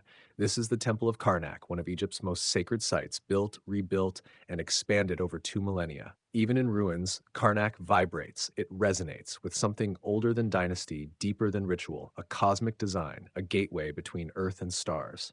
Step into the hypostyle hall and feel the weight of 134 colossal columns, each towering over 20 meters tall. Their capitals bloom like papyrus flowers, stone echoes of the heavens themselves. But this is not mere decoration. It is function. For Karnak is aligned not to cardinal points, but to the winter solstice sunrise. Once a year, at dawn on that sacred morning, sunlight floods the eastern gate and travels a beam down the temple's central axis, illuminating the innermost sanctuary. Not chance, deliberate design. The ancients called it the moment of rebirth, when light conquered darkness and the world was born anew. But Karnak's cosmic connection runs deeper.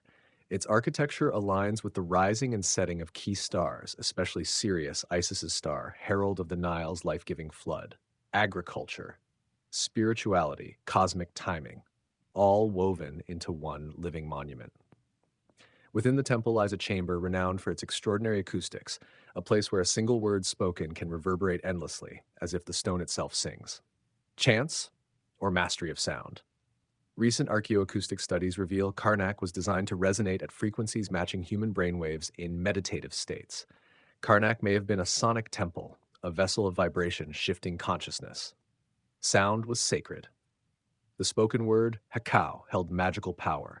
Priests chanted, their voices amplified by the temple's form, filling the air with living mantras. Karnak was not just seen, it was heard, felt, a temple for the senses, a portal for the soul. Some believe Karnak was part of a greater harmonic architecture, a network of buildings acting as energy resonators, tuning human consciousness like instruments. And it does not end there. Karnak's layout encodes mathematical constants, p, phi, the golden ratio, not coincidence, signatures, proof that its builders understood universal order and encoded it in stone. Adjacent lies the great sacred lake, a mirror of the night sky. Priests gazed into its waters, tracking stars not just for prediction but communion. In reflection, heaven and earth merged. Perhaps they saw themselves too. Karnak is a palimpsest, written, erased, rewritten through dynasties, yet its cosmic core endures. And modern science is just beginning to rediscover its truth. Form shapes energy. Frequency alters perception. Geometry bridges worlds. Some pair Karnak's layout to modern circuit boards, a bioenergetic processor. Outlandish? Perhaps. But the ancients did not separate material from spirit. They built to channel gods, not merely house them. The priests were technicians of the sacred, the temple, their instrument. Today, Karnak stands as ruin and revelation. Its shadows hold memory, its stones hold song, and its geometry still points upward, toward the stars, as if waiting for us to remember what it always knew. The universe is not silent. It resonates. And through Karnak's sacred halls, so do we.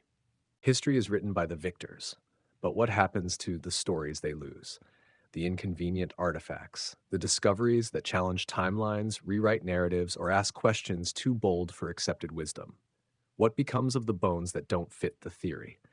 The tools found too early, the symbols carved where they shouldn't be. In the shadowed corners of museums, in locked drawers, forgotten vaults, lie objects that defy explanation. They are not fakes, not hoaxes, simply ignored. Because acknowledging them means admitting a terrible truth.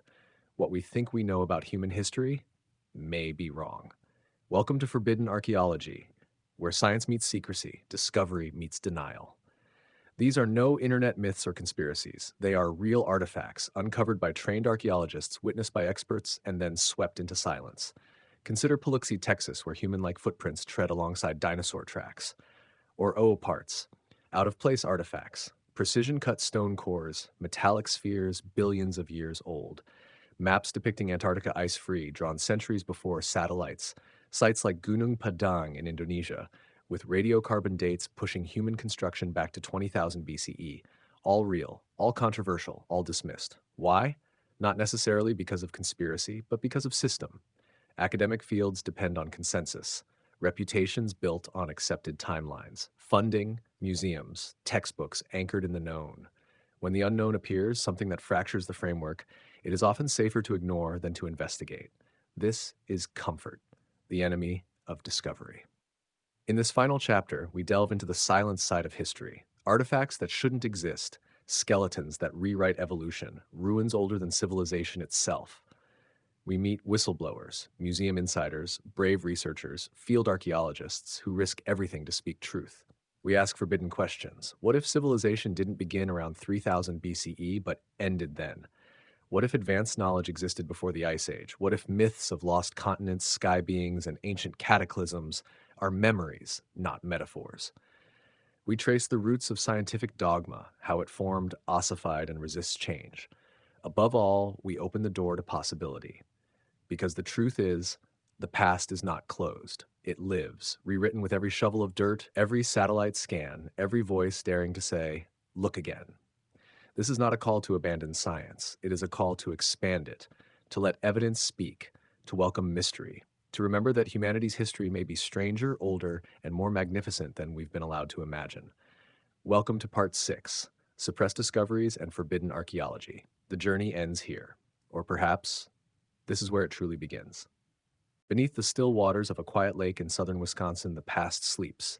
No golden temples, no towering monoliths, just shadows beneath the waves. But if you look closely, if you dive deep, you'll find something carved not by nature, but by intention. Structures, geometric, angular, aligned, pyramids. Welcome to Rock Lake, a seemingly unremarkable body of water nestled just outside the town of Lake Mills. But beneath its murky surface lies one of North America's most persistent mysteries.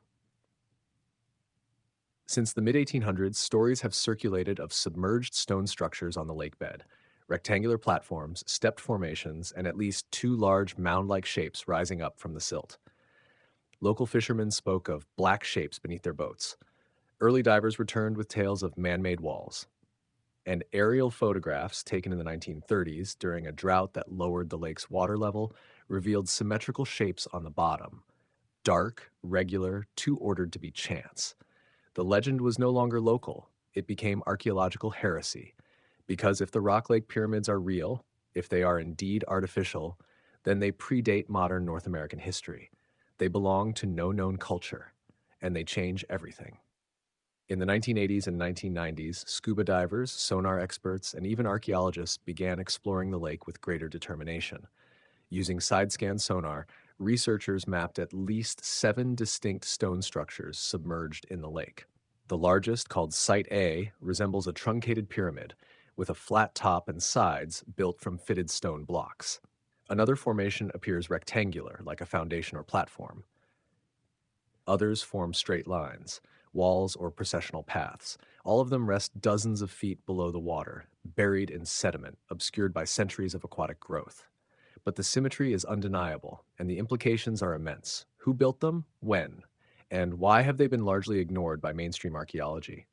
The answers lie, perhaps, on the nearby land. Just a few miles from Rock Lake stands a curious site, Astalin State Park, home to the remnants of a large, prehistoric Native American city. Once surrounded by walls and palisades, Astalin featured earthen mounds, ceremonial platforms, and evidence of a complex society long before European contact. Archaeologists link it to the Mississippian culture, a sophisticated mound-building civilization that peaked around 1000 CE. But oral traditions from various tribes hint at something even older, stories of a great city that once stood before the flood, a land swallowed by water, a stone city beneath the lake. And then there's the Atlantis connection. Yes, even here in the heart of Wisconsin. Some researchers have speculated that Rock Lake's structures are remnants of a much older, unknown civilization, possibly a northern extension of the same advanced builders who once inhabited the Yucatan, the Mississippi Valley. The pyramids are not random.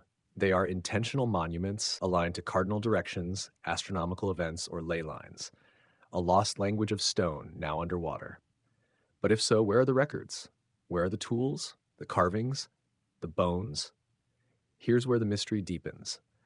Local reports claim that over the last century, various artifacts, arrowheads, stone tools, copper implements, have been quietly recovered from the shores and farms around Rock Lake and Lake Mills, but few have been cataloged. Some disappear into private collections. Others are simply dismissed. Coincidences, natural formations, a familiar refrain in the world of forbidden archaeology, and yet the site remains, underwater, unexplored, unfunded. Despite modern scanning technology, despite growing interest in ancient North American civilizations, Rock Lake is still absent from the official archaeological record. Why? Perhaps because the story it tells is too disruptive. Because if the pyramids are real, then humans were building monumental architecture in North America thousands of years earlier than we've been told. Then the history of civilization did not flow from east to west, but may have risen independently in many places, or descended from a shared forgotten origin. Today, the waters remain calm. Tourists boat across the surface, locals fish in quiet solitude, and below, just meters beneath them, the stones wait, waiting for curiosity, for open minds, for a moment when someone decides to stop asking whether they should explore, and simply does. Because the truth, like the lake itself, may seem still, but beneath that surface there is movement, there is structure, there is something human, and perhaps something far more ancient than we dare imagine. In the rolling hills of the American Midwest, long before concrete cities and interstate highways, there were mounds, thousands of them. Earthen structures, some small and circular, others towering and geometric, built by ancient hands for purposes still debated. Burial, ceremony, or perhaps something far older. But it's not just the mounds that stir controversy. It's what was inside them. For over a century, newspaper articles, field reports, and personal journals told of an astonishing discovery. Skeletons of giants, 8, 9, even 10 feet tall, with massive jaws, double rows of teeth, and skulls that defied normal human proportions. These weren't myths. They were documented finds, dug up from the earth by farmers, local historians, and even official archaeologists during the 19th and early 20th centuries. The reports flooded in. Clearfield County, Pennsylvania, 1880. A skeleton over 7 feet tall, buried in a stone-lined chamber. Moundsville, West Virginia, 1883. Giant bones uncovered from the Grave Creek Mound. Cahokia, Illinois, a place of massive mounds and missing bodies. Again and again, the same story emerged. Giant skeletons, quickly photographed or cataloged, then disappeared. Where did they go? Who took them? Enter the Smithsonian Institution. Founded in 1846, the Smithsonian quickly became the gatekeeper of American archaeology. Its mission was noble: to collect, preserve, and educate. But according to a growing number of researchers, whistleblowers, and alternative historians, the institution may have done more than collect. It may have erased. In 1993, author and researcher David Hatcher Childress published a controversial claim that the Smithsonian, for over a century, had deliberately hidden evidence of giant skeletons that didn't fit accepted narratives. According to his investigation, bones were shipped to Washington under the promise of study, then either destroyed, lost, or hidden away from public view. Smithsonian officials denied these accusations. No records of giant skeletons exist, they said. But is that because they never existed, or because the records were purged?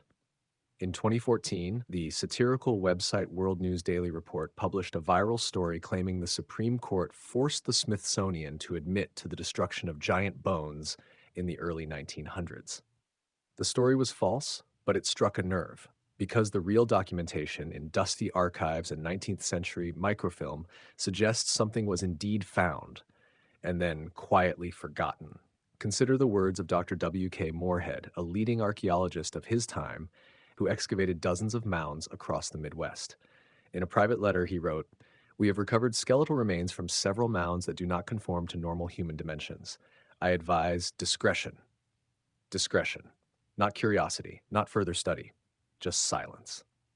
So what could be so threatening about giants? After all, legends of giants exist in almost every culture on Earth. The Nephilim of the Bible, the Anakim of Canaan, the Titans of Greece, the Ogo-Ogo spirits of Bali. And in Native American oral traditions, tales abound of giant races who once roamed the continent, some benevolent, others cannibalistic, all eventually destroyed in cataclysm or battle. The Paiute people of Nevada speak of the Saiti Ka, a race of red-haired giants who lived in caves and warred with humans. In Lovelock Cave, artifacts were found: large sandals, massive tools, and bat guano-encrusted bones, some reportedly of abnormal size. The cave was excavated in the early 1900s. Some items made it to museums. Others didn't. Again, the trail goes cold at the same place: institutional silence. The official stance remains: there is no credible evidence of giants in North America. But then, why were so many reports filed? Why did so many people, farmers, soldiers, professors, describe the same thing over and over? Why does the narrative never change, only disappear? The answer may not be about size, but about sequence. Because if giants once existed, if even a few of these skeletons were real, then the story of human evolution would have to be revised. It would suggest parallel branches, lost races, or unknown hominids. It would call into question the strict linear timeline from primitive to advanced. And perhaps worst of all, it would lend credibility to mythology, to oral tradition, to the ancient voices we've long dismissed. That is the true threat, not the bones themselves, but the story they tell. And so they are buried again, not in soil, but in silence. Today, Rock Lake still holds its pyramids. Lovelock Cave still echoes its secrets. And across the plains, beneath backyards and farms and forgotten hills, the mounds remain, still unopened, still whispering, waiting for someone brave enough, open enough to look inside and say, "This does not fit the story we've been told, but it might be part of the one we've lost." In the burning sands of the Giza Plateau, one monument towers not with height, but with silence. It stares east, eternally. Its face weathered by time, its body half buried by the desert it guards. It is not just a sculpture, it is a riddle, a sphinx, and beneath it, if whispers and censors are to be believed, lies a truth too old, too profound, and perhaps too dangerous to accept. What lies beneath the sphinx? For decades, independent researchers, ancient texts, and even geophysical surveys have suggested the presence of chambers, tunnels, and vaults beneath the paws and body of the Great Sphinx of Giza. Egyptian authorities deny their significance. But the stone doesn't lie. In the 1990s, geophysicist Thomas Dobecki and seismologist Thomas L. Brophy conducted seismic scans around the Sphinx. The results were clear and stunning. Anomalous cavities beneath the Sphinx, rectangular, geometric, hollow, not natural formations, but possibly man-made chambers, some deep, some extending into the plateau itself. But here's the twist. These results were not broadcast. They were not embraced. They were quietly shelved, and access to dig beneath the Sphinx has been severely restricted ever since. Why? What are they protecting? Why? And what could be hidden down there that threatens the official timeline? Theories abound. One of the most persistent comes from the Edgar Cayce Foundation, which predicted long before modern technology that beneath the Sphinx would be found a hall of records, a chamber left by an advanced antediluvian civilization, containing the knowledge of Atlantis, the origins of humankind, and the true history of the Earth. Fantasy? Perhaps. But even ancient Egyptian texts hint at something profound. In the Temple of Edfu, inscriptions speak of the primeval mounds and Zep Tepi, the first time when the gods walked the earth. They mention sacred archives buried beneath temples, guarded by statues of lions. Could the Sphinx be one of them? Consider its disproportionate head, which appears too small for its body, a sign that it may have been recarved from a far older monument. Geological evidence supports this. Scholar Dr. Robert Schock has argued that the deep vertical erosion marks along the Sphinx's flanks are the result of heavy rainfall, not wind. But Egypt hasn't seen such rainfall in over 10,000 years. If Schock is right, the Sphinx predates the pharaohs by millennia, which means it was built by a civilization long forgotten. And if such a civilization existed, one with the ability to quarry, align, and encode celestial knowledge in stone, wouldn't they preserve their wisdom in a vault? In a chamber buried beneath their most enduring symbol? That possibility remains, just beneath our feet. In 1997, Egypt's Supreme Council of Antiquities, under Zahi Hawass, denied further exploration under the Sphinx. Requests for core drilling, endoscopy, or excavation were blocked. Independent researchers were accused of pseudoscience. The data was not disputed, only the right to follow it. Why such resistance? Some suggest it's about national pride. Others believe it's about control of narrative, tourism, and history itself. Because what if the Hall of Records is real? What if beneath the world's most famous monument lies proof that civilization began not in 3000 BCE, but much earlier? What if the builders of the Sphinx were astronomers who aligned their monuments to Orion's belt, tracking not just the Nile, but the celestial Nile, the Milky Way? That kind of evidence would collapse entire fields of study, rewrite textbooks, humble empires, and force humanity to confront the possibility that we are not the first advanced culture on Earth. Today, tourists walk between the Sphinx's paws. They take photos, they gaze up at its stoic face, but few know what might lie just meters below. A sealed chamber, a vault of memory, the echo of a civilization erased by flood, time, or design, and still it waits, silent beneath the sand, guarded by a lion that does not roar, waiting, perhaps, for the day we are ready to remember. Not just who built the Sphinx, but why, because beneath every monument is a question, and beneath this one might be the answer. In the farthest south, where the world ends in ice and wind, there lies a continent wrapped in silence. A land of frozen mountains, endless white plains, and secrets sealed beneath miles of glacial time. Antarctica, officially discovered in 1820, officially mapped in the 20th century. But what if that's not true?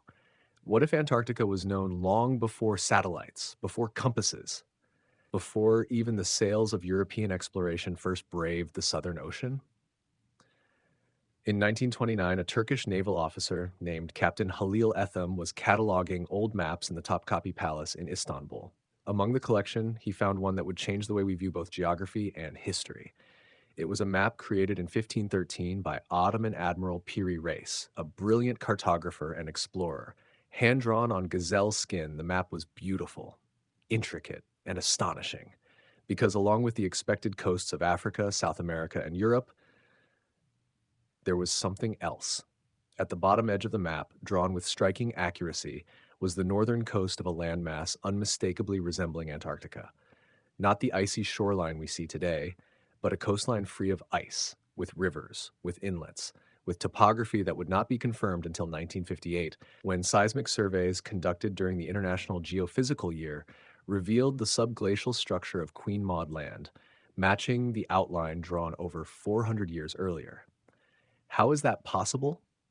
Antarctica has been covered in ice for at least 6,000 years, some say longer. So how could a 16th century map depict it without ice? Piri Reis himself claimed he did not create the map from scratch.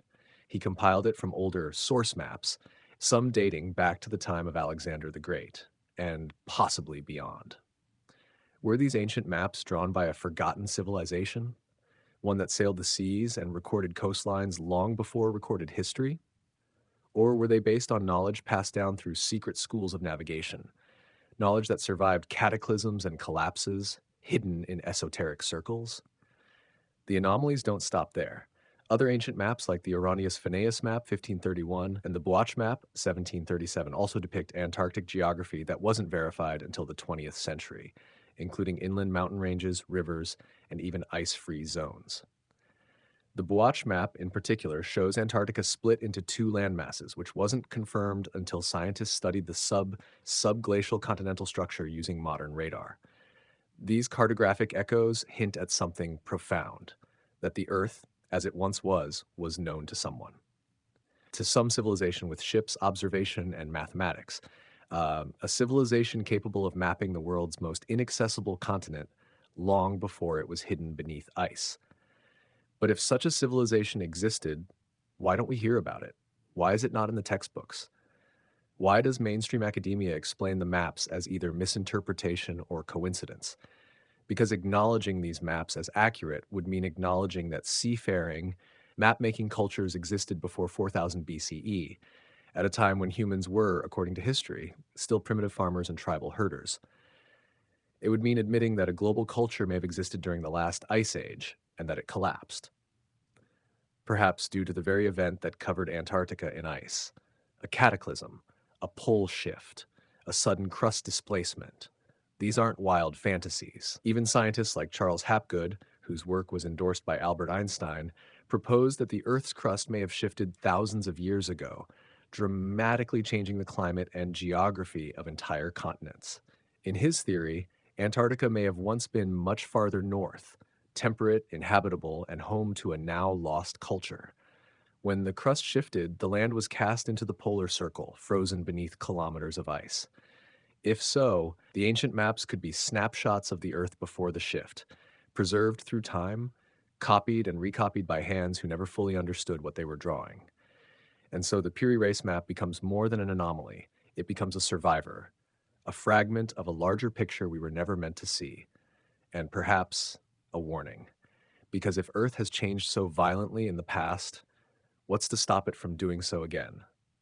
Today, Antarctica is a fortress of international control, governed by treaty, off limits to most researchers, and shrouded in secrecy. Satellites watch, data is restricted, and the public is kept far from the icy heart of Magma. What lies beneath the ice? What lies beneath the lies? Are we looking at the last remnant of an ancient global society, or a glimpse of what came before history, before memory, before the world as we know it?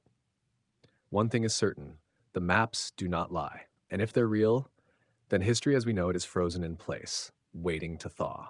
Beneath our feet, beneath the soil, the cities, the mountains, and rivers, lie corridors carved not by nature, but by intelligence.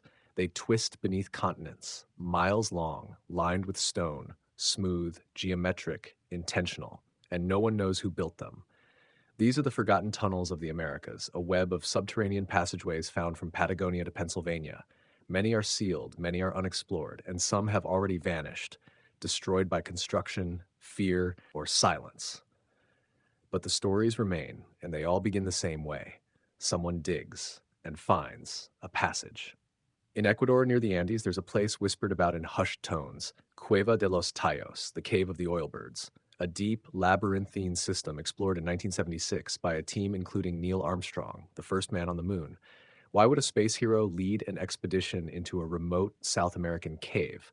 Because according to accounts by Juan Morix, an explorer of Hungarian-Argentine descent, the cave held a metallic library, books of gold engraved with an unknown language, and alongside the books, tunnels.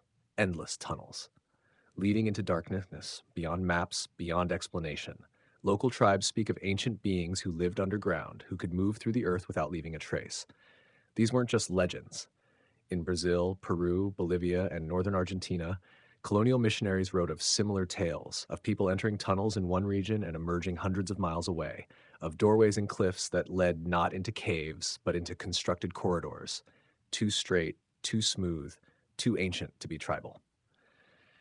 In North America, the pattern continues. In the Grand Canyon, 1909 newspaper reports from the Arizona Gazette claimed that the Smithsonian had uncovered an underground city, complete with Egyptian-like artifacts, hidden deep within the cliffs.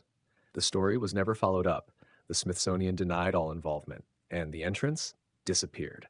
In Missouri, Kentucky, and Arkansas, cave divers and local historians have documented winding tunnels lined with megalithic stones, eerily similar to the vaulted constructions of the Old World.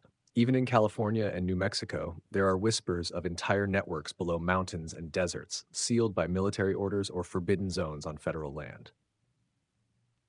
Some call them legends, others call them evidence. But the biggest mystery isn't just that these tunnels exist, it's that no known culture claimed to build them. Not the Maya, not the Inca, not the Aztecs. All of them spoke of the tunnels, but as inheritance, not creation. They called them paths of the gods, roads of the ancestors. They said they were built in the first time when humans were not yet fully human, or perhaps when something else walked the earth. In the highlands of Peru, near Sacsayhuaman, researchers have found amphitheater-like depressions and sealed doorways carved into stone. Local lore speaks of initiates disappearing for days or lifetimes inside. One priest described a golden disc being used to open a portal into the mountain. It closed behind him. He never returned. In Bolivia, under Tiahuanaco, ground-penetrating radar has detected hollow chambers and straight corridors, never excavated. And yet, any request to explore deeper is either denied or lost in bureaucracy. Why? What are we not supposed to find? One possibility is that these tunnels are survivors, remnants of a global pre-cataclysmic civilization, one that spanned continents before the end of the last ice age. When the oceans rose and fire and floods swept the earth, these tunnels became shelters, arks of knowledge, escape routes, or perhaps prisons. Another possibility? That these passageways are not just physical, but technological, designed to resonate with the Earth's magnetic fields. Some theorists believe these tunnels follow ley lines, energetic currents that ancient cultures aligned with temples, megaliths, and pyramids. Could these tunnels have been conductors of energy, not just stone? And if so, could they be part of a planetary system of communication, movement, or protection? The implications are staggering. And yet, silence. Most of these tunnels remain unstudied, unacknowledged, or deliberately obscured. Natural fissures, they're called, erosion features.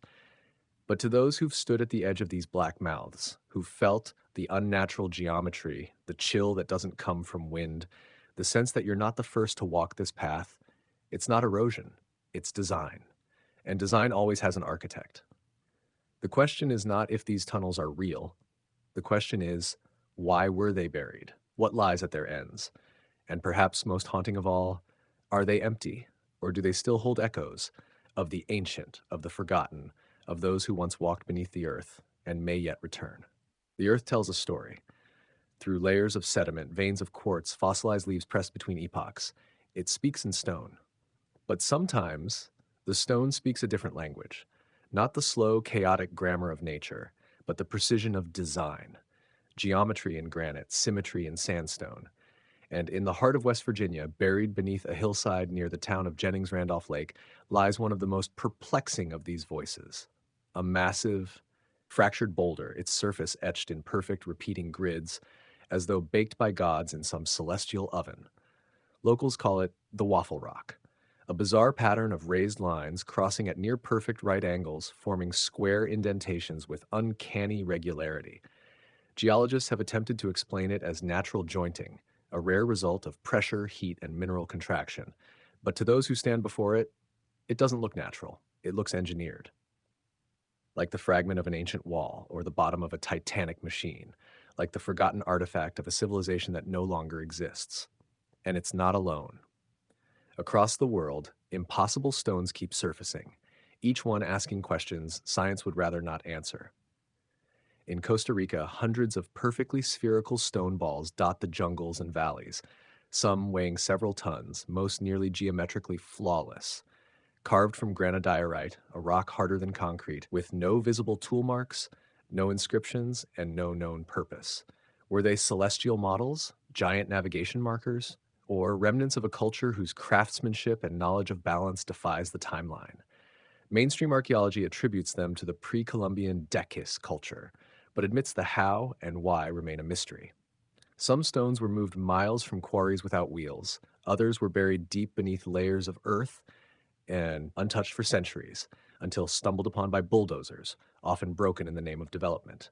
And yet, the spheres keep appearing, in Mexico, in Bosnia, even in remote parts of Siberia, as if the idea of perfect stone geometry was shared across time and space, perhaps not just by humans, but by something greater. In South Africa, the enigma deepens. Discovered in 3 billion-year-old rock strata, far before the rise of any intelligent life, are the so-called Klerksdorp spheres, small round objects with ridged bands and an almost metallic composition. According to official geology, they're simply concretions, natural mineral growths formed under high pressure. But their near symmetry, and in some cases perfect grooves around their equators, have led researchers to ask, if these are natural, why don't we see similar formations elsewhere? And if they're not, who made them, before life as we know it even existed? Some suggest these anomalies are the result of ancient high technology, or even fossils of non-biological design left behind by pre-human intelligences.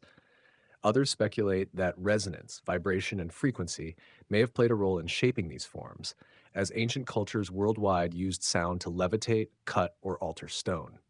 Either way, they defy explanation, and when explanation fails, suppression begins. Many of these artifacts have been moved, hidden, or quietly forgotten. Museum plaques change, funding dries up, what can't be explained gets dismissed, because admitting these things exist means rewriting everything we know about the history of Earth.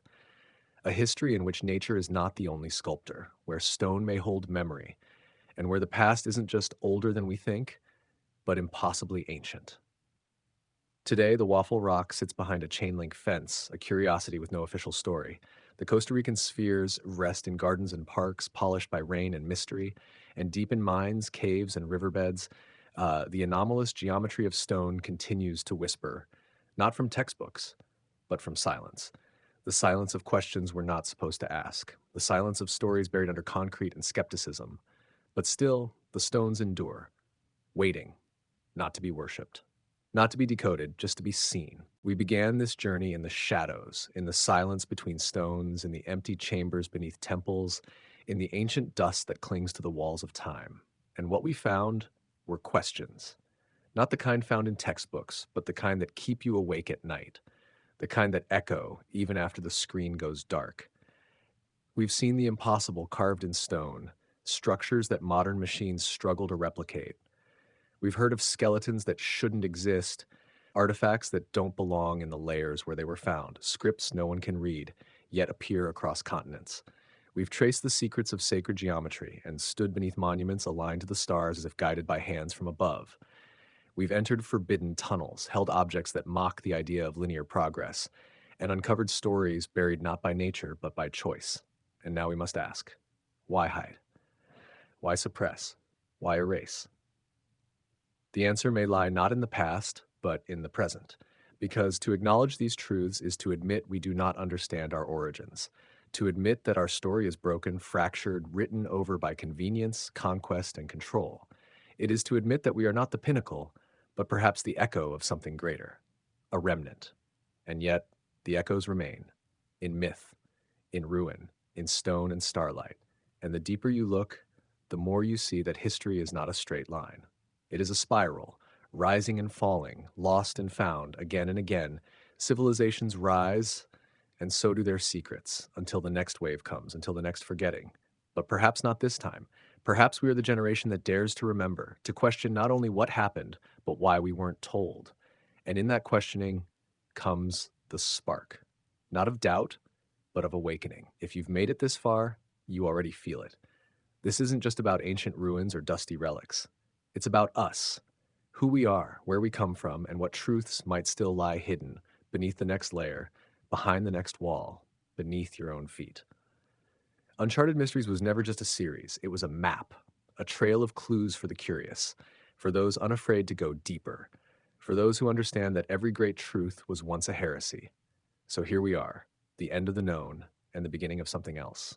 Keep searching, keep questioning, and never forget the greatest discoveries are still waiting to be found, hidden not in the darkness, but in the silence we were taught not to hear.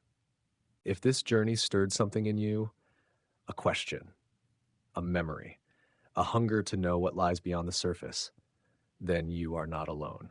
Join the growing community of explorers, truth seekers, and ancient puzzle solvers by subscribing to the channel so you never miss the narrated truth. Supporting us on Patreon for ad-free content, early access, behind-the-scenes research, and to help us keep digging deeper.